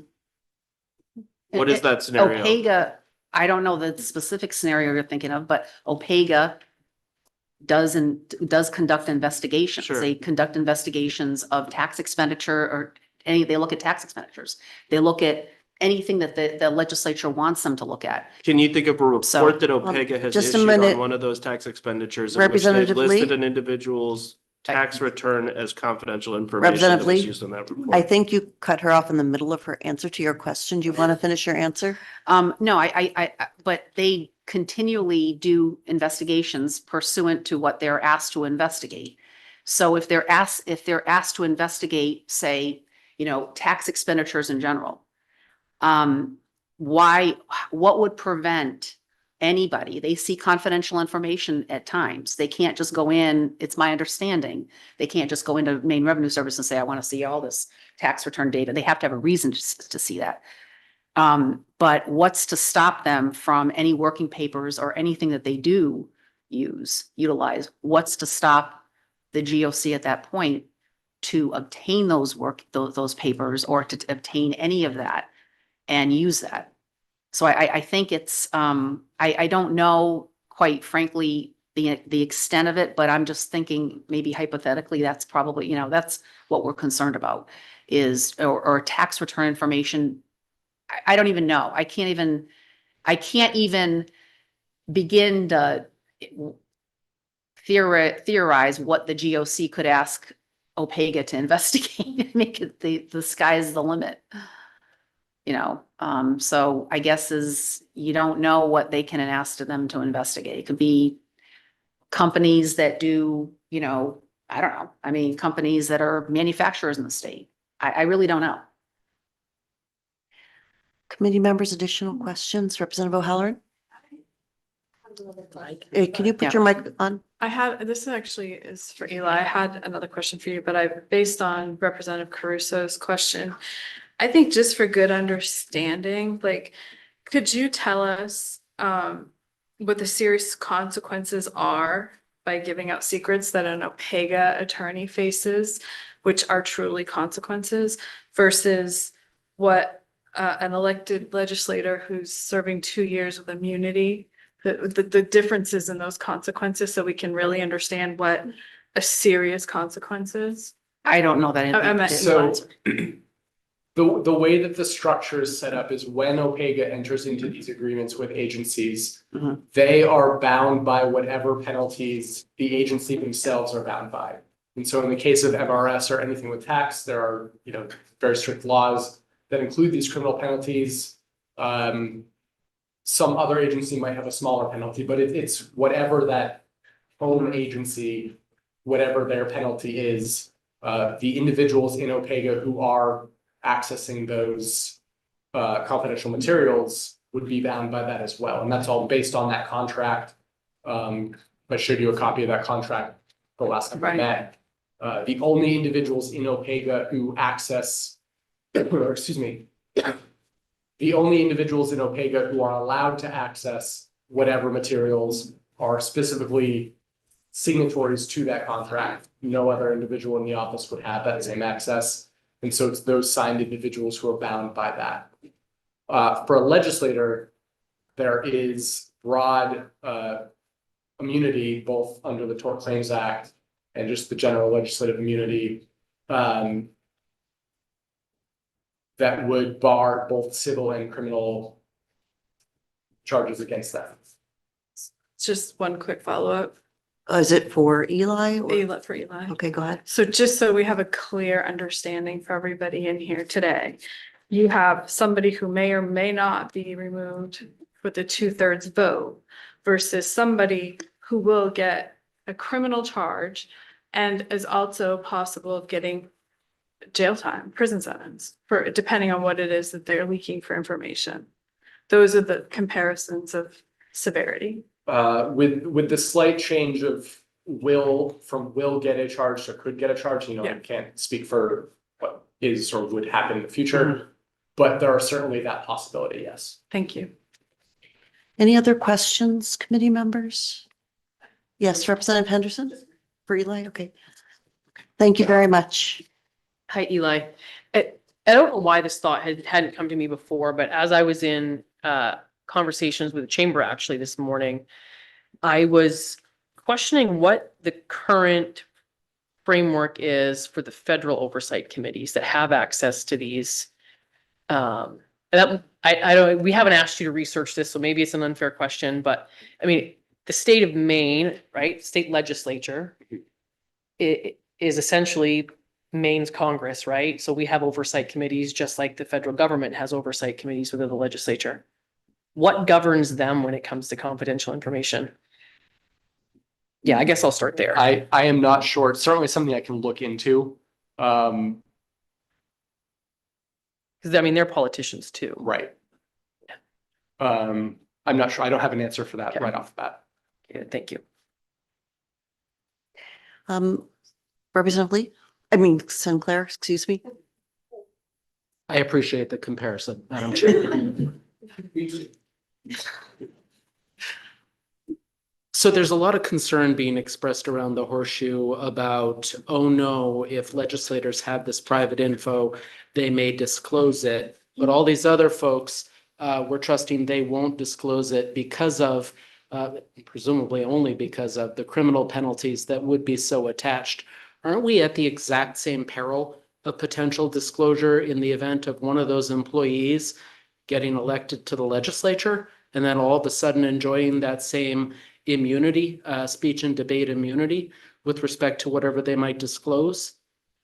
And if so, has that happened, or are there any agreements that folks who work for OPEGA or folks who work for Maine Revenue Service are foreclosed from ever running for the legislature? Or is it just that none of this has come up? And To the latter part of your question, I'm not aware of any restrictions on anyone running for office.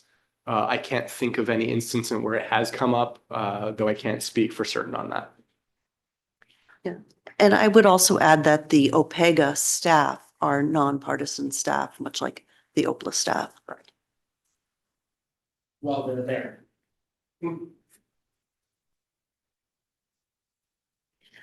Could the next person who wishes to be heard on this, please step forward? Thank you.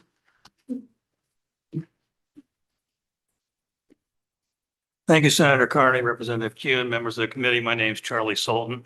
I'm an attorney in Augusta for the firm of Sultan and Bass. I've had 39 years of practicing before agencies of the state, and I have had a client before OPEGA. I deal with confidential information on a regular basis, and I do my best with my clients to try and keep that confidential when it is being submitted to a regulator and or OPEGA or any other body that would have access through some regulatory authority to review that material for their oversight. I have great respect for the OPEGA committee. They do really good work, but I am concerned about some of the language in Senator Hickman's proposal. I think while it doesn't mention Title 22 and other issues that I think has driven this issue, it appears to apply to literally every agency in state government. And I read that in section 2 under the subsection 7. And so I can think of, I should also say, I am a longtime member of the Maine Children's Trust, which deals with prevention, child abuse and neglect. And so the issues around that matter and those events are very personal to the mission of the trust and to us who have been involved in the trust. So I'm highly sensitive to that. And I'm highly sensitive to the need for oversight of the department over multiple decades when certain acts, incidents have happened. So all that in consideration, I find that there is trouble giving a legislative body authority to highly sensitive information. I've been authorized to also speak on behalf of the Maine Medical Center or Association and the Osteopathic Association. We've seen their letter in a group on healthcare. And so the whole HIPAA private documents that may be derived from, for example, a child welfare investigation would be potentially included in those files. And I think Representative O'Halloran's comments are spot on about the potential harm, which is why many of us have concerns with the bill. To sort of go back to another reference to Congress, they do have kind of committees, and I use my experience of when we have 2 senators on the Intelligence Oversight Committee.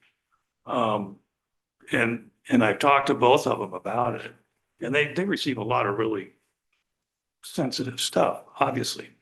Sometimes they're not told. But what I do see in the paper and the press is after some of those meetings, stories appear about what was discussed in those meetings.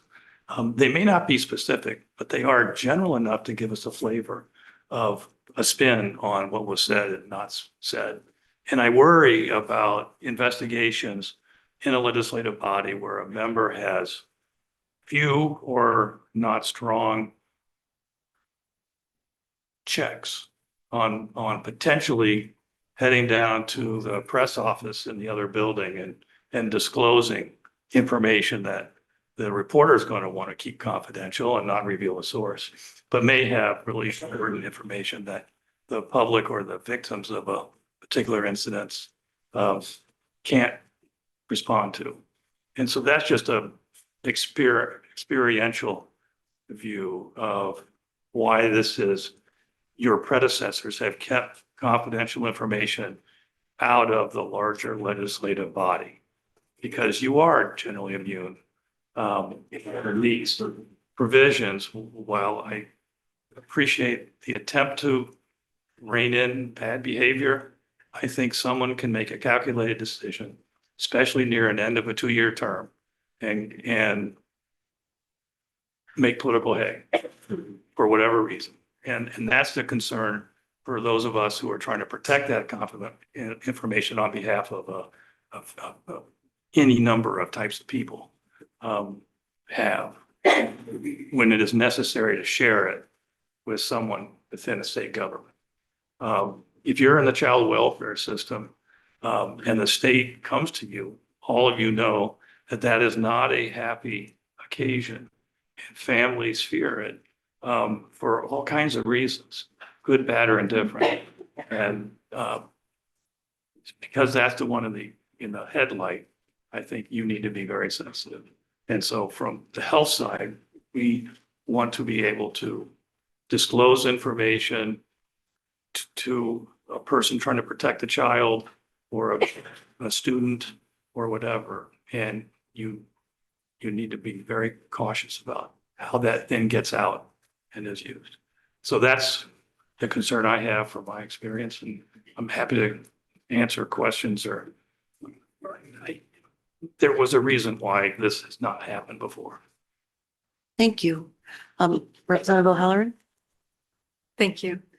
I know we've talked a lot about how this definitely does not protect victims, but there's also collateral damage, as I was saying earlier. Are you, in your opinion and in your experience, have you seen how, whether it's law enforcement on something that they're being investigated in or an action that they've taken, how their personal records can and are often reviewed by OPEGA attorneys and, you know, any number of different professions? Do you also see that they could also be vulnerable for, you know, I don't know if whisper campaigns are the right word, but if somebody leaked out information that other people in their community might not feel is worthy of their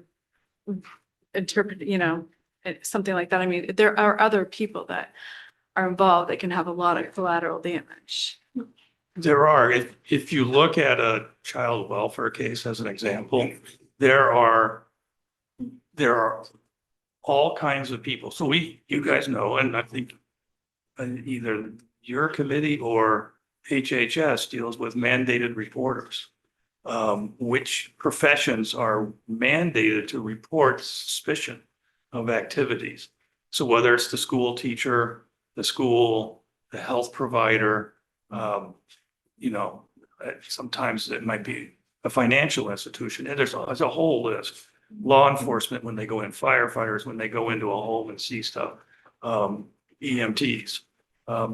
So there's a whole progression then of people who touch that case and try to make decisions. And every decision along that timeline can be challenged later with the 2020 vision. So that's a concern. And you just need to be cautious about how that's evaluated. I just one other. I'm going to interrupt you for a minute because I know that Representative Caruso has a question. I have a follow-up that's related to Representative O'Halloran's. Is yours related to hers? No, okay. Then I would love to ask you a question. So I think you observed earlier that you had represented people who were involved in OPEGA investigations. And my question for you is like the very big picture question of, do you think that there is a value in candor in participating in investigations like a DHHS investigation or an investigation of tax fraud? And do you think that candor would be dampened by the fact that this information could be requested and shown to political actors? Yes, I will say that in one case in particular, it was more of a business situation. So there wasn't what I would call as much a quantity of personal information that could have been leaked. But it was advised to be absolutely have candor. In fact, very, very, transparent in everything that OPEGA asked us. And in this case, that was absolutely necessary, but also we knew that the information was somewhat contained. And we relied on the director and his staff to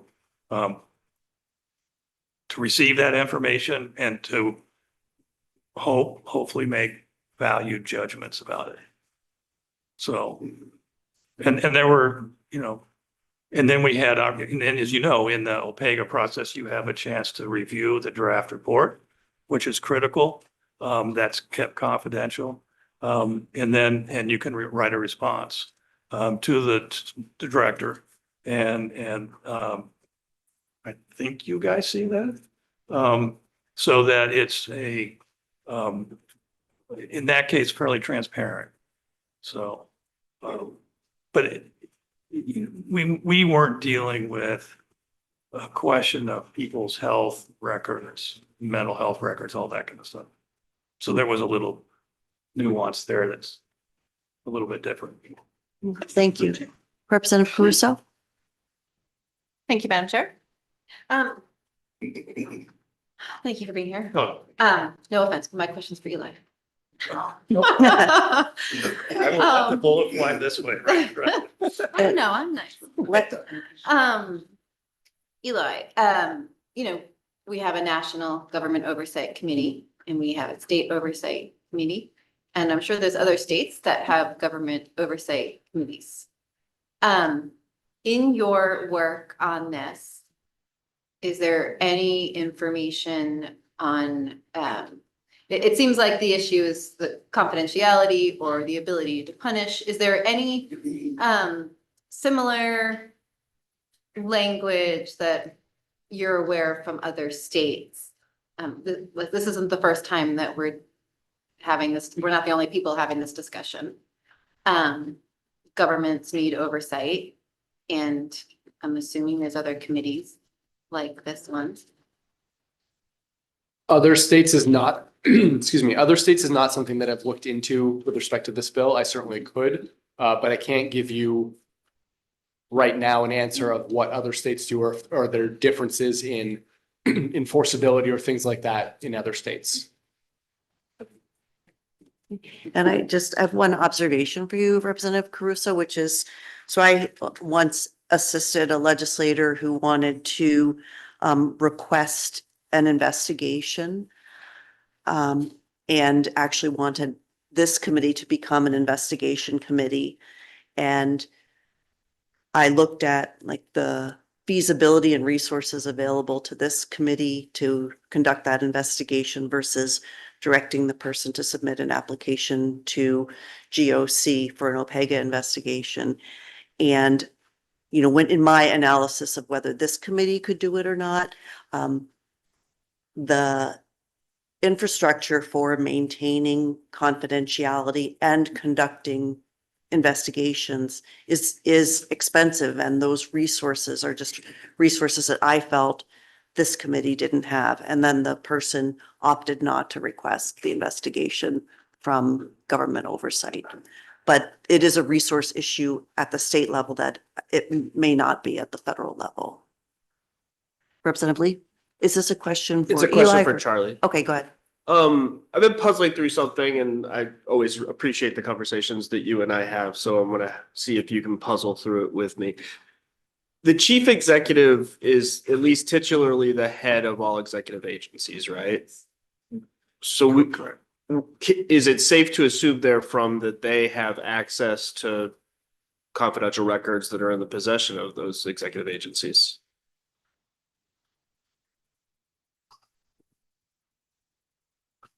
I don't know. Yeah. I would say not.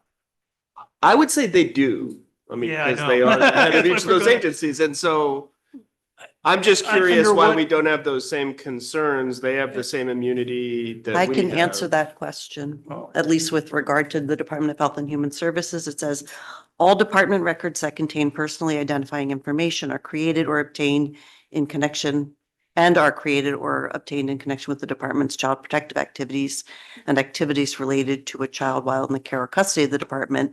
And all information contained in those records are confidential and subject to release only under the conditions in these other two subparagraphs, but they're not available to the chief executive. I don't think that's responsive, but I still would say that they are titularly the head of those executive agencies and would have access. They're an elected official. They would also have the same immunity that we have, and I don't understand why we don't have that similar concern with them. A lot of confidential information is shared in formal APA, Administrative Procedures Acts, adjudicatory or other kinds of actions. And there are formal processes for example, removing a child from a home, all kinds of things that go through the courts. I know when confidential information is submitted in an adjudicatory hearing in a regulatory agency, that information is segregated from the docket within the files of the agency and are under lock and key and only available to a very small handful of people on a particular panel or the top regulator. So I had never had an occasion where a governor has had access to that. Now in child welfare, you raise an interesting point. I'd certainly want to dumpster dive it a little more. But I would think an agency would be really cautious about that. I mean, well, I won't go there. I would just, I'm sorry that I stopped reading when I did, because if you look at 22 MRS 4008, you'll see that even within the department, records are only available to those people who are involved in a particular investigation, and that disclosure is significantly limited in that statutory section. And I just think it's important to read it because you'll see that the extent to which the department goes to protect the confidentiality of information. And I would just submit that as the head of the executive branch, the chief executive could install themselves as part of any investigation that they wanted to. Other questions for Charlie Sultan? Yes, Representative. I have a question, and I'm curious if you share my concern that it seems like legislators are actually regulating themselves in matters involving HIPAA. Very protected information without independent enforcement or external oversight. I think the short answer is yes, I have a concern about that.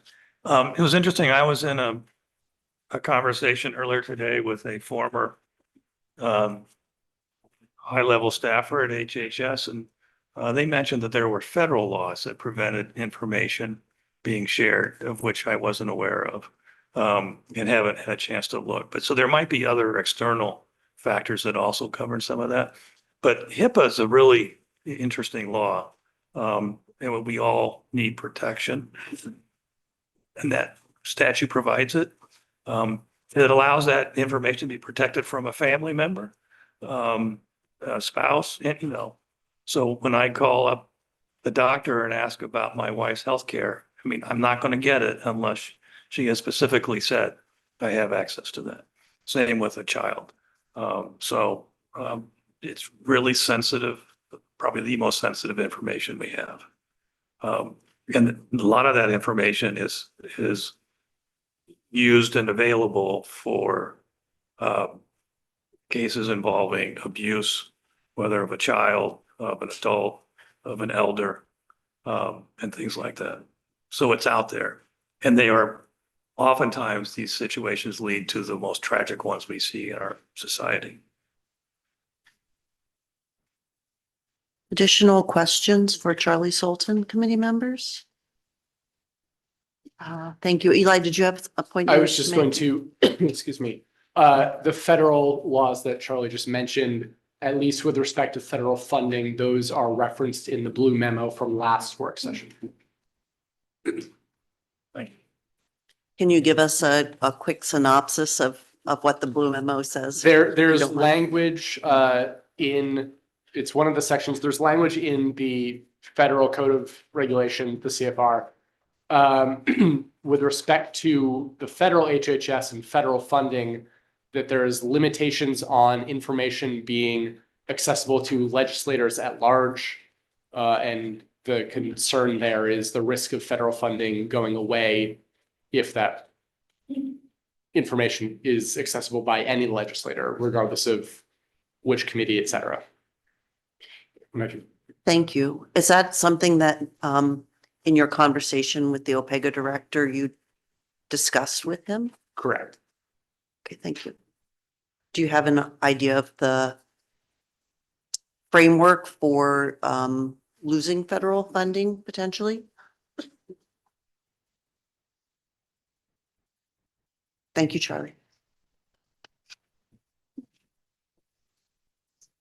I just want to give Eli a moment to get the information.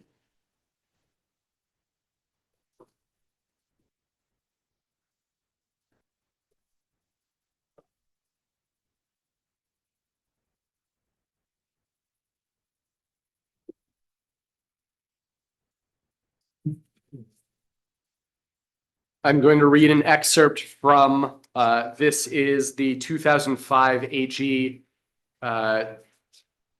opinion that has been referenced before in this committee. Excuse me. Can I take a sip of water first? Because I just want to get through a sentence.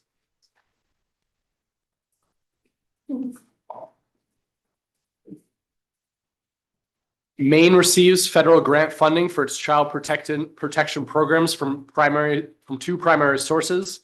First, under Title IV of the Social Security Act, 42 USC 620, et cetera. Grants are available for child welfare services such as foster care and adoption assistance, as well as family preservation and support services. Second, under Title 42 USC 5106A, funds are available for services such as intake assessment screening, investigations of abuse and neglect reports, case management, training, and technology, among others. To be eligible for these grants, the state must submit a plan that explains how the funds will be used. Each of these statutes contains numerous requirements that participating states must satisfy in order to receive federal funds, and each contains provisions governing confidentiality of records. In order for a state to be eligible for payment under this part, it shall have a plan approved by the secretary, which among the lists, number 8 of the requirements, provides safeguards which restrict the use of or disclosure of information concerning individuals assisted under the state plan to purposes directly connected with, and then there's another list. And safeguards so provided shall prohibit disclosure to any committee or legislative body other than an agency referred to in clause D, that cycles back to an analogous to OPEGA, the office. Of any information which identifies by name or address any such applicant or recipient. And so it in this specific law, and it's analogous in a bunch of different ones, specifically lays out requirements in order to be eligible for federal funding, one of which is safeguards to provide to prohibit disclosure to any committee or legislative body that information. Thank you. There are any questions for Eli about that information, committee members? Yes, Representative Henderson. Is that document in our folder? It is not. I paraphrased it, but I didn't give you, I can send it out. I don't have copies of the full thing. I gave you chunks of it in the blue memo from last. In the analysis? Yes. Thank you. Senator Talbot Ross, would you like to introduce yourself? That's so very kind of you at this moment of the day, but my name is Rachel Talbot Ross, and I proudly serve the people in District 28, which comprises a peninsula of Portland, includes the University of Southern Maine campus and Casco Bay Islands. And my apologies for getting here so late. I was chairing agriculture, conservation, and forestry. Thank you. Thank you. Eli, did you want to point out where in the Sure, the blue portion, memos and it this is, I know I keep referring to it as a blue memo because we have so many. This is the one from February 6, 2026. It is in, it's on page 2 with the underlined heading of Attorney General. That is where I refer to that portion of the kind of legislative history or legislative and legal history of OPEGA and GOC. Thank you. Any follow-up questions to that, committee members? Representative Henderson. Exactly how much federal grant money is theoretically being quote unquote jeopardized? I don't have an answer to that beyond the listed purposes for which that money can be used. I guess I don't have a good answer for that other than whatever portion of federal funding that's used for all those categories that I listed. Thank you. Representative Caruso. This is just reminding me, and I'm so sorry if I missed it and you were stating it, but the last time we met on this, I asked about the court decision that indicated that there was the need of the legislature to put forward legislation to help the Government Oversight Committee with this next stage. And you were going to get that case, the judge's decision. Did I miss that? I may have sent it out. I certainly can send it out again.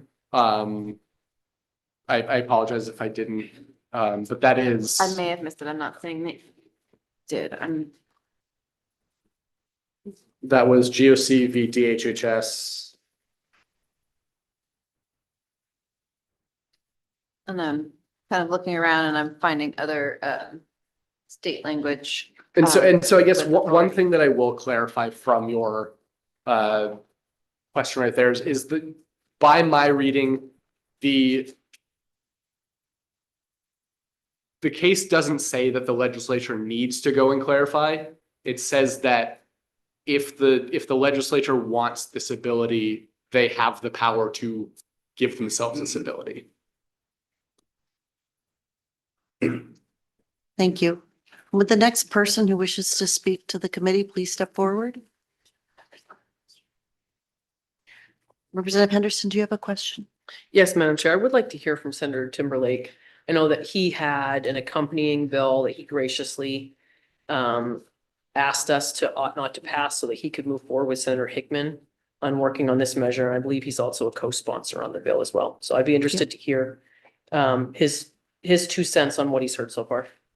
Understood. We'll get to Senator Timberlake, but at this point, we've got members of the public who have been waiting here to speak to us about their reaction to this proposal that they've just seen. And so I just want to give them an opportunity. Is there anyone else in the committee today who wishes to be heard on this proposed amendment?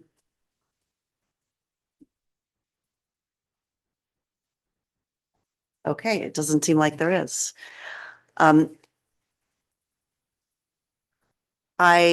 The reason I'm hesitating, and I was let committee members know this, is that I don't want to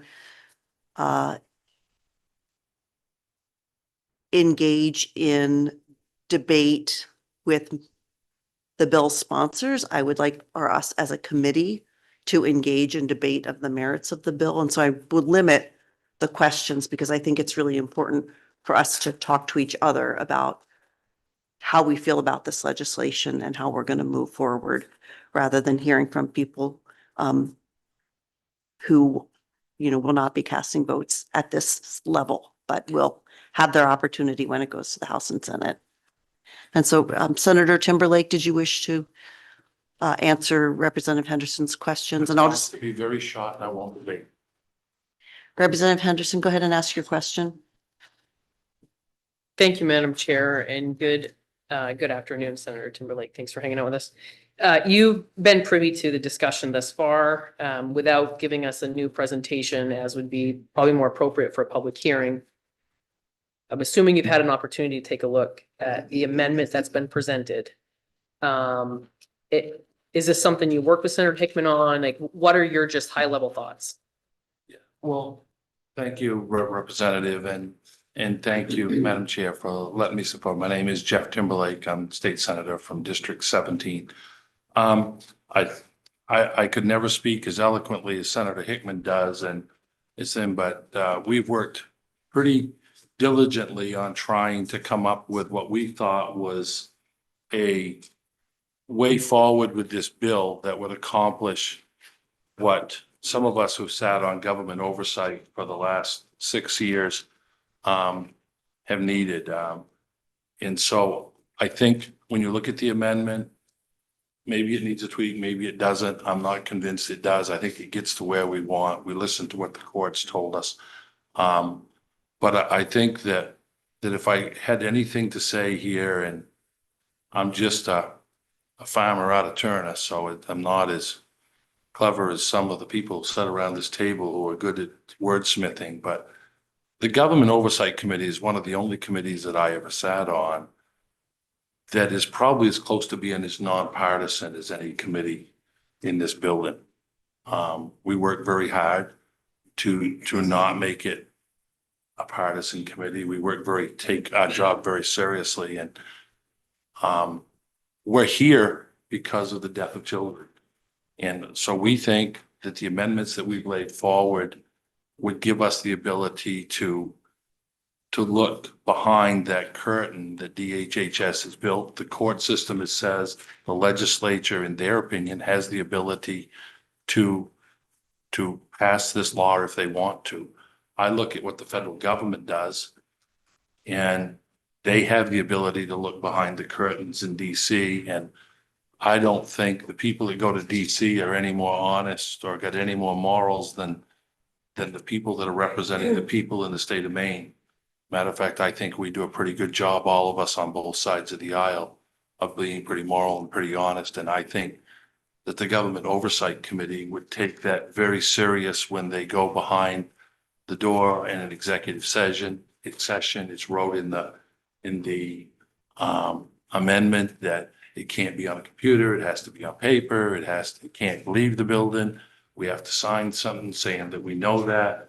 I think we've dotted all the i's and crossed all the t's, and so I think we've hit a spot that I think is a sweet spot, and I hope that you guys you ladies and gentlemen can find a way to get to where we are. I really appreciate the work you're doing and the thought that we're still working on it today, that it hasn't been just put to sleep. I really do appreciate that from everybody. Thank you, Senator Timberlake. Are there specific questions for Senator Timberlake? Yes, Representative O'Halloran. Thank you. I asked this last time and I'm still struggling with it. I'm still struggling with, could you tell me how knowing somebody's most intimate and personal details is going to affect how you write policy when you're currently getting all of the actual facts of whatever incident that it is in detail. You're just not getting somebody's intimate, personal information, but you have all the facts for policy. So I'm struggling to understand how these intimate details can affect you writing better policy. Representative, I thank you for the question. Again, I don't speak as eloquently as Senator Hickman does, so he would have a good wordsmithing word in here, but the Government Oversight Committee doesn't write policy. We send a recommendation back to a committee for them to write the policy. Our determination is to figure out whether departments, whatever the department be, whether it's the Maine Turnpike Authority, the DOT, Inland Fisheries and Wildlife, whatever it is that we're investigating, is doing their job and doing it right. Our job to find out, you refer to the intimate details. I'm not sure as we actually see most of the intimate details. We want to know what happened, who investigated the case, not just one person's opinion that brings it back to us. And then we make a recommendation that we come back and say to the Judiciary Committee, you folks got a problem here. This is the report that we've wrote up. You need to address it. And this is the information that we can legally give you to address it. But we think there's a serious problem going on here. We're not looking, we do not write policy. I think that's the thing that has to be made clear. I appreciate that answer. I just have a quick follow-up. Go ahead. So I think you have done a better job explaining it personally, but I'm still struggling understanding, because there are intimate details. It depends on what the situation is. You yourself sat there and said DHHS. Well, there's a lot of intimate details in DHS that are involved with victims and everybody else that responds to those situations. And there's lots of them, as we've already discovered here today. So I guess I'm still struggling how knowing those intimate details will give you better info when you already have all the facts to whatever committee it needs to be directed to. Because my understanding of OPEGA is they find all the flaws, if there are flaws, because we all know sometimes things just happen. I think you said you had a quick question, Yes, that's it. Representative. That's it. Yep, that's it. Just, I thank you for the question. It's in layman's terms, it's pretty simple. I'm taking your opinion of what you see. Sometimes when you put 12 people around the horseshoe and look at something, you may see it different than what the person at OPEGA saw it. And we're not going to go through every record. We're not going to take a stack this deep and go through it. We're going to ask OPEGA to bring us just certain stuff that we want to see. And then we're going to look at it and then come back and see if the policy committee that we're going to make a recommendation to, what we're going to make in that, or if there's a problem behind there that needs to be addressed so that the policy committee can make that, so that the policy committee will have the whole information. I think it's important. I feel we don't get quite all the information, and you always want the whole story. If you know me, I've been, for the last 6 years of my life, Bill Diamond and I have been wrestling with Child and Family I think Services. that you answered her Yeah, question, thank you. Senator. I'm done. I- I'm no. sorry. I do apologize. I have a question for you. You had Yes. made a reference, and I think other people have too, but you specifically referred to federal oversight agencies. And Yes. my question to you is just a yes or no question. Do you have specific information about the extent to which those federal agencies that you were referring to have access to information that is confidential by law? And then secondly, what are the resources that are expended in order to protect that confidentiality in the hands of those And the answer to that agencies? question is, no, I don't have them specifically off my head. I just have talked to people that have served on some of the committees, and I know they get the information. They never told me anything, but I Thank know you. it's there. Thank you. Representative Crusoe? Madam Chair. Thank you, Senator. So just listening to the conversation, and I feel like, and this whole discussion that we're having, I feel like that the conversation or the intention of the legislation seems to have a different perspective depending on who's having the conversation. And I think that it's stemming from I and some of us here don't sit on the GOC. And so we don't have the perspective of members who are on the GOC, aside from Representative Lee. And I feel like the vision is skewed. Is My this a question? Yes, for- I have. a Okay, thank you. I'm just trying to put what's in my head out of my mouth. Because it sounds like a good topic for committee discussion. Yeah, no. My observation. So when the GOC is doing their work, are they looking at like the details of the victims, or are they looking at how the department is responding in these cases? Like, are they really looking at tax returns or personal information, or are they looking at how the government itself responded? I thank you, Representative. I think it's a great question. We're not looking at about the victim. We're looking at how the government handled the situation. When you go back to, I was around here and when they did an investigation on the Maine Turnpike Authority, it's not just about Joburg, it's the Maine Turnpike Authority, it's different organizations. And it's about how the government handled it. We're looking at what the government did and what can we do to improve a situation if there's a wrong being done. And what do we make for a recommendation to the Committee of Jurisdiction at that time? And so we're looking for what the government has done wrong. We're not looking for personal information. We're not looking for that. Representative Kuhn? Thank you. very helpful. Just Thank you. as a follow-up, to clarify, if you want to look at how the government responded, you by necessity are looking at the underlying facts to assess the response. I mean, that's what we've heard over and over, is that the committee wants to be able to validate the statements of fact that are contained in a report in order to evaluate the agency's response. So to me, that doesn't sound accurate. And just as an example, if you are looking at a child protective case, you want to know if the department acted quickly enough, let's say, to protect a child.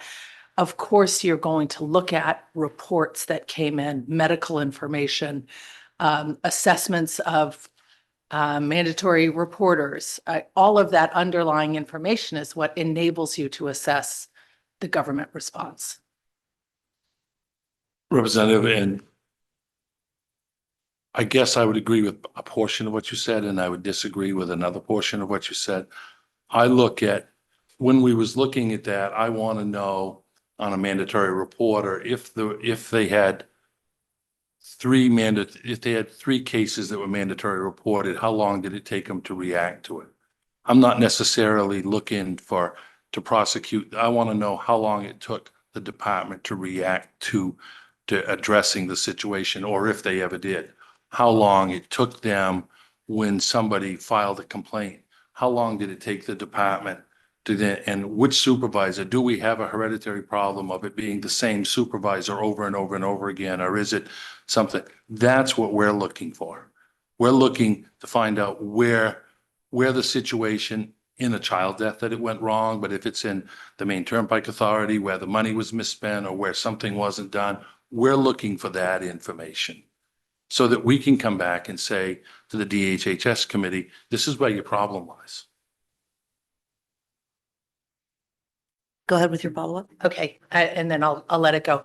But I guess the point is, say you're trying to determine how many complaints came in before there was an investigation.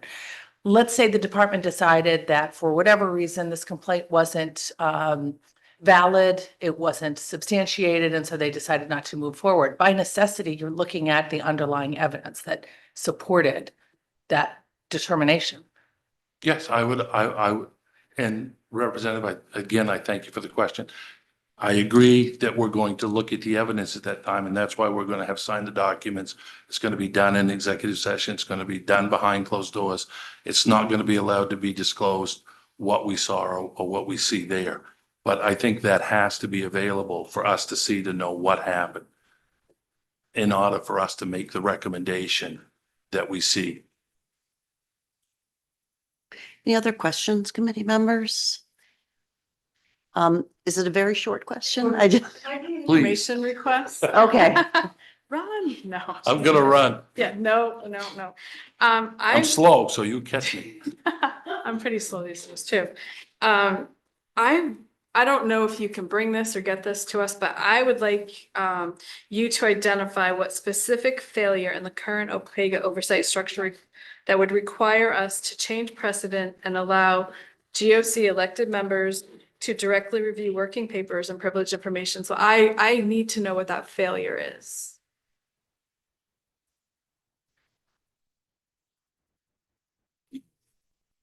And you don't have to do that today. Representative, if I could do that, then I wouldn't have to ask you for the information. But that's, no, well, I'm just saying that if I had that information, I wouldn't be looking for it. And we have a failure. We know we got a failure and we haven't got to the bottom of it because I don't want to get into discussion because that lady up there is going to say that I'm offline and I don't want to be. I'm trying to be very polite and very respectful of your time. I know you are, and we all appreciate you very much. Any final questions for Senator Timberlake, committee members? I thank you all. Thank you. And you've got a hard job ahead of you and I respect it.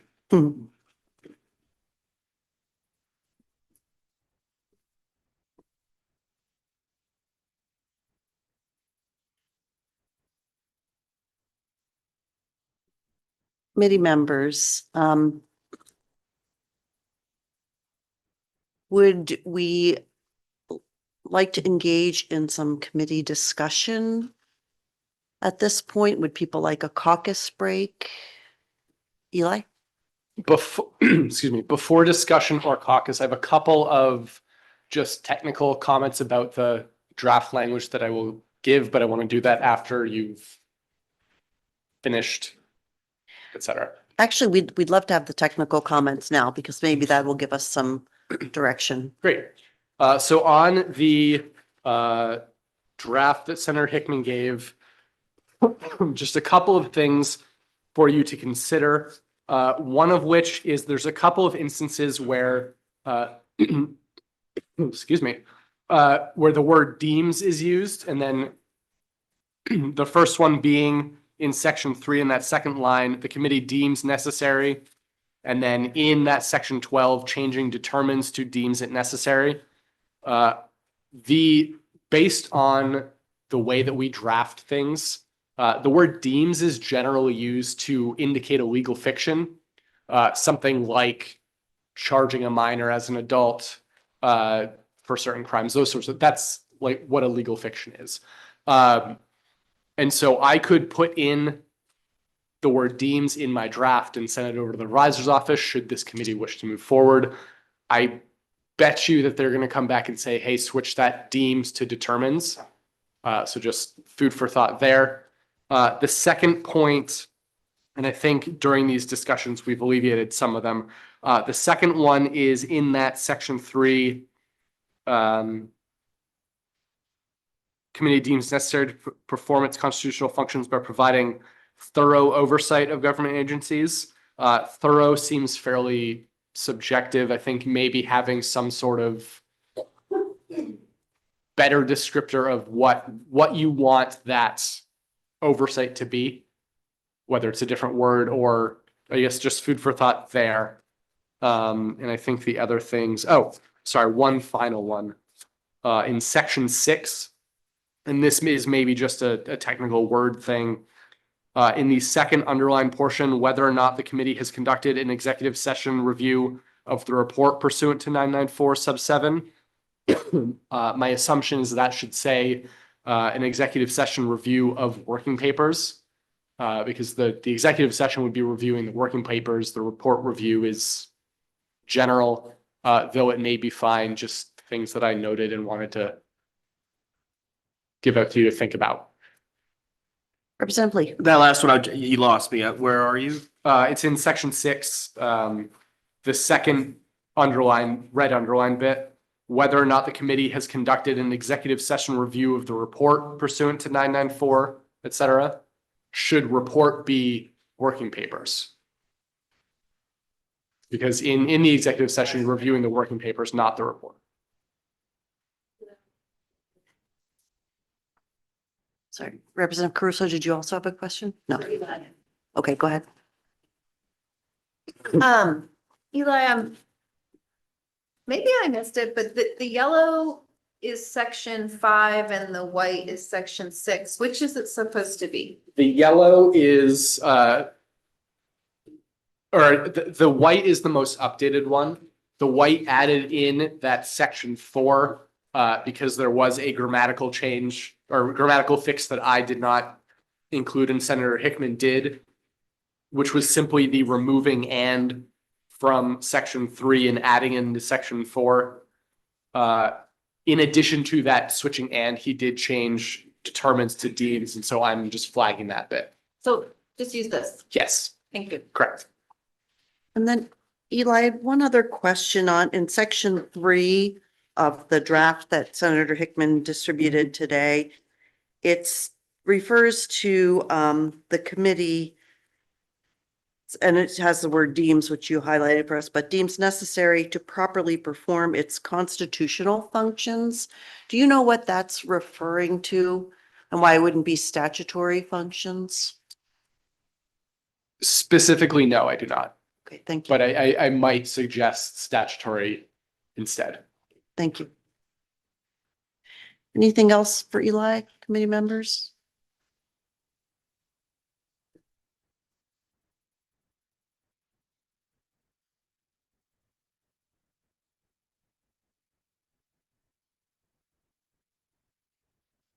Does any committee member feel that they need additional information from anyone who is present here in the committee room today or have information requests for Eli? I am not seeing any. Okay, thank you. Representative Sinclair? I apologize, Madam Chair, for my slowness in raising my hand as I formulated my question to Eli. If we don't end up voting today, and if you have spare time, could you gather for us a rundown of how other states and possibly also the federal government are handling the issue of GOC or GOC-like committees being granted access or not granted access to this confidential information? I can see what I can find, yes.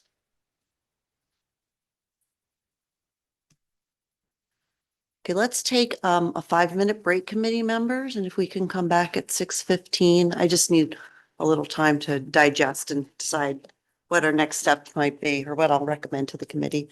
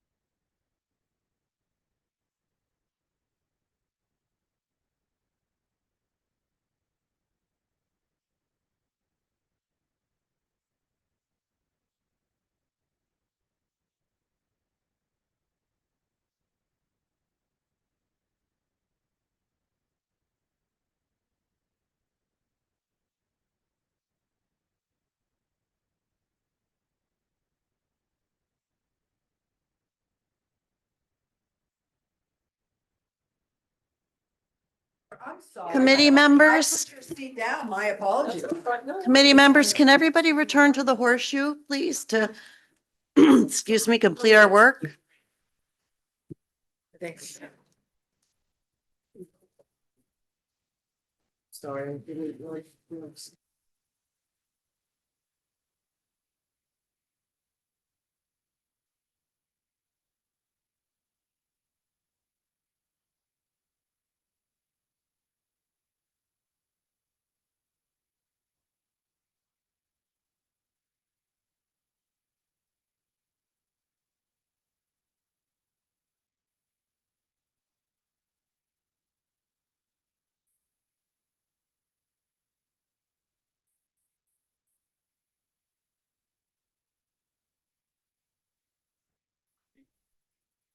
So we're returning to our work session on LD 127. Thought about it, and I'm sincerely feel that as a committee, we need to have a really engaged conversation. And at this time, we're missing several committee members, and it's also 6:30 at night, and we've received a lot of new information today. There's been requests made of Eli for additional information. And so at this time, it would be my suggestion that we table the bill and end our work session and revisit it as soon as we can. But I just feel that we're tonight's not, this is not the right time to vote. People I don't feel are ready to vote. And so would anybody wish to make a tabling motion? Representative Sato. I move to table. Is there a second? Seconded by Representative Moon. Let's do this by a show of hands, and then if there's not unanimity, we will do a roll call. All those in favor? So I think we do need a roll call, Soupy, please.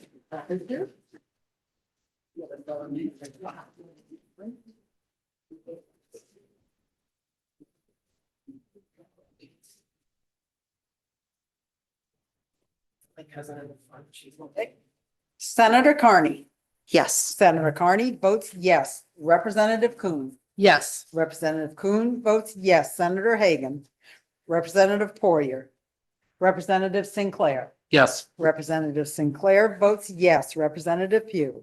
Representative Henderson. No. Representative Henderson votes no. Representative O'Halloran. Yes. Representative O'Halloran votes yes. Senator Talbot Ross. Yes. Senator Talbot Ross votes yes. Representative Lee. No. Representative Lee votes no. Representative Sato. Yes. Representative Sato votes yes. Representative Babin.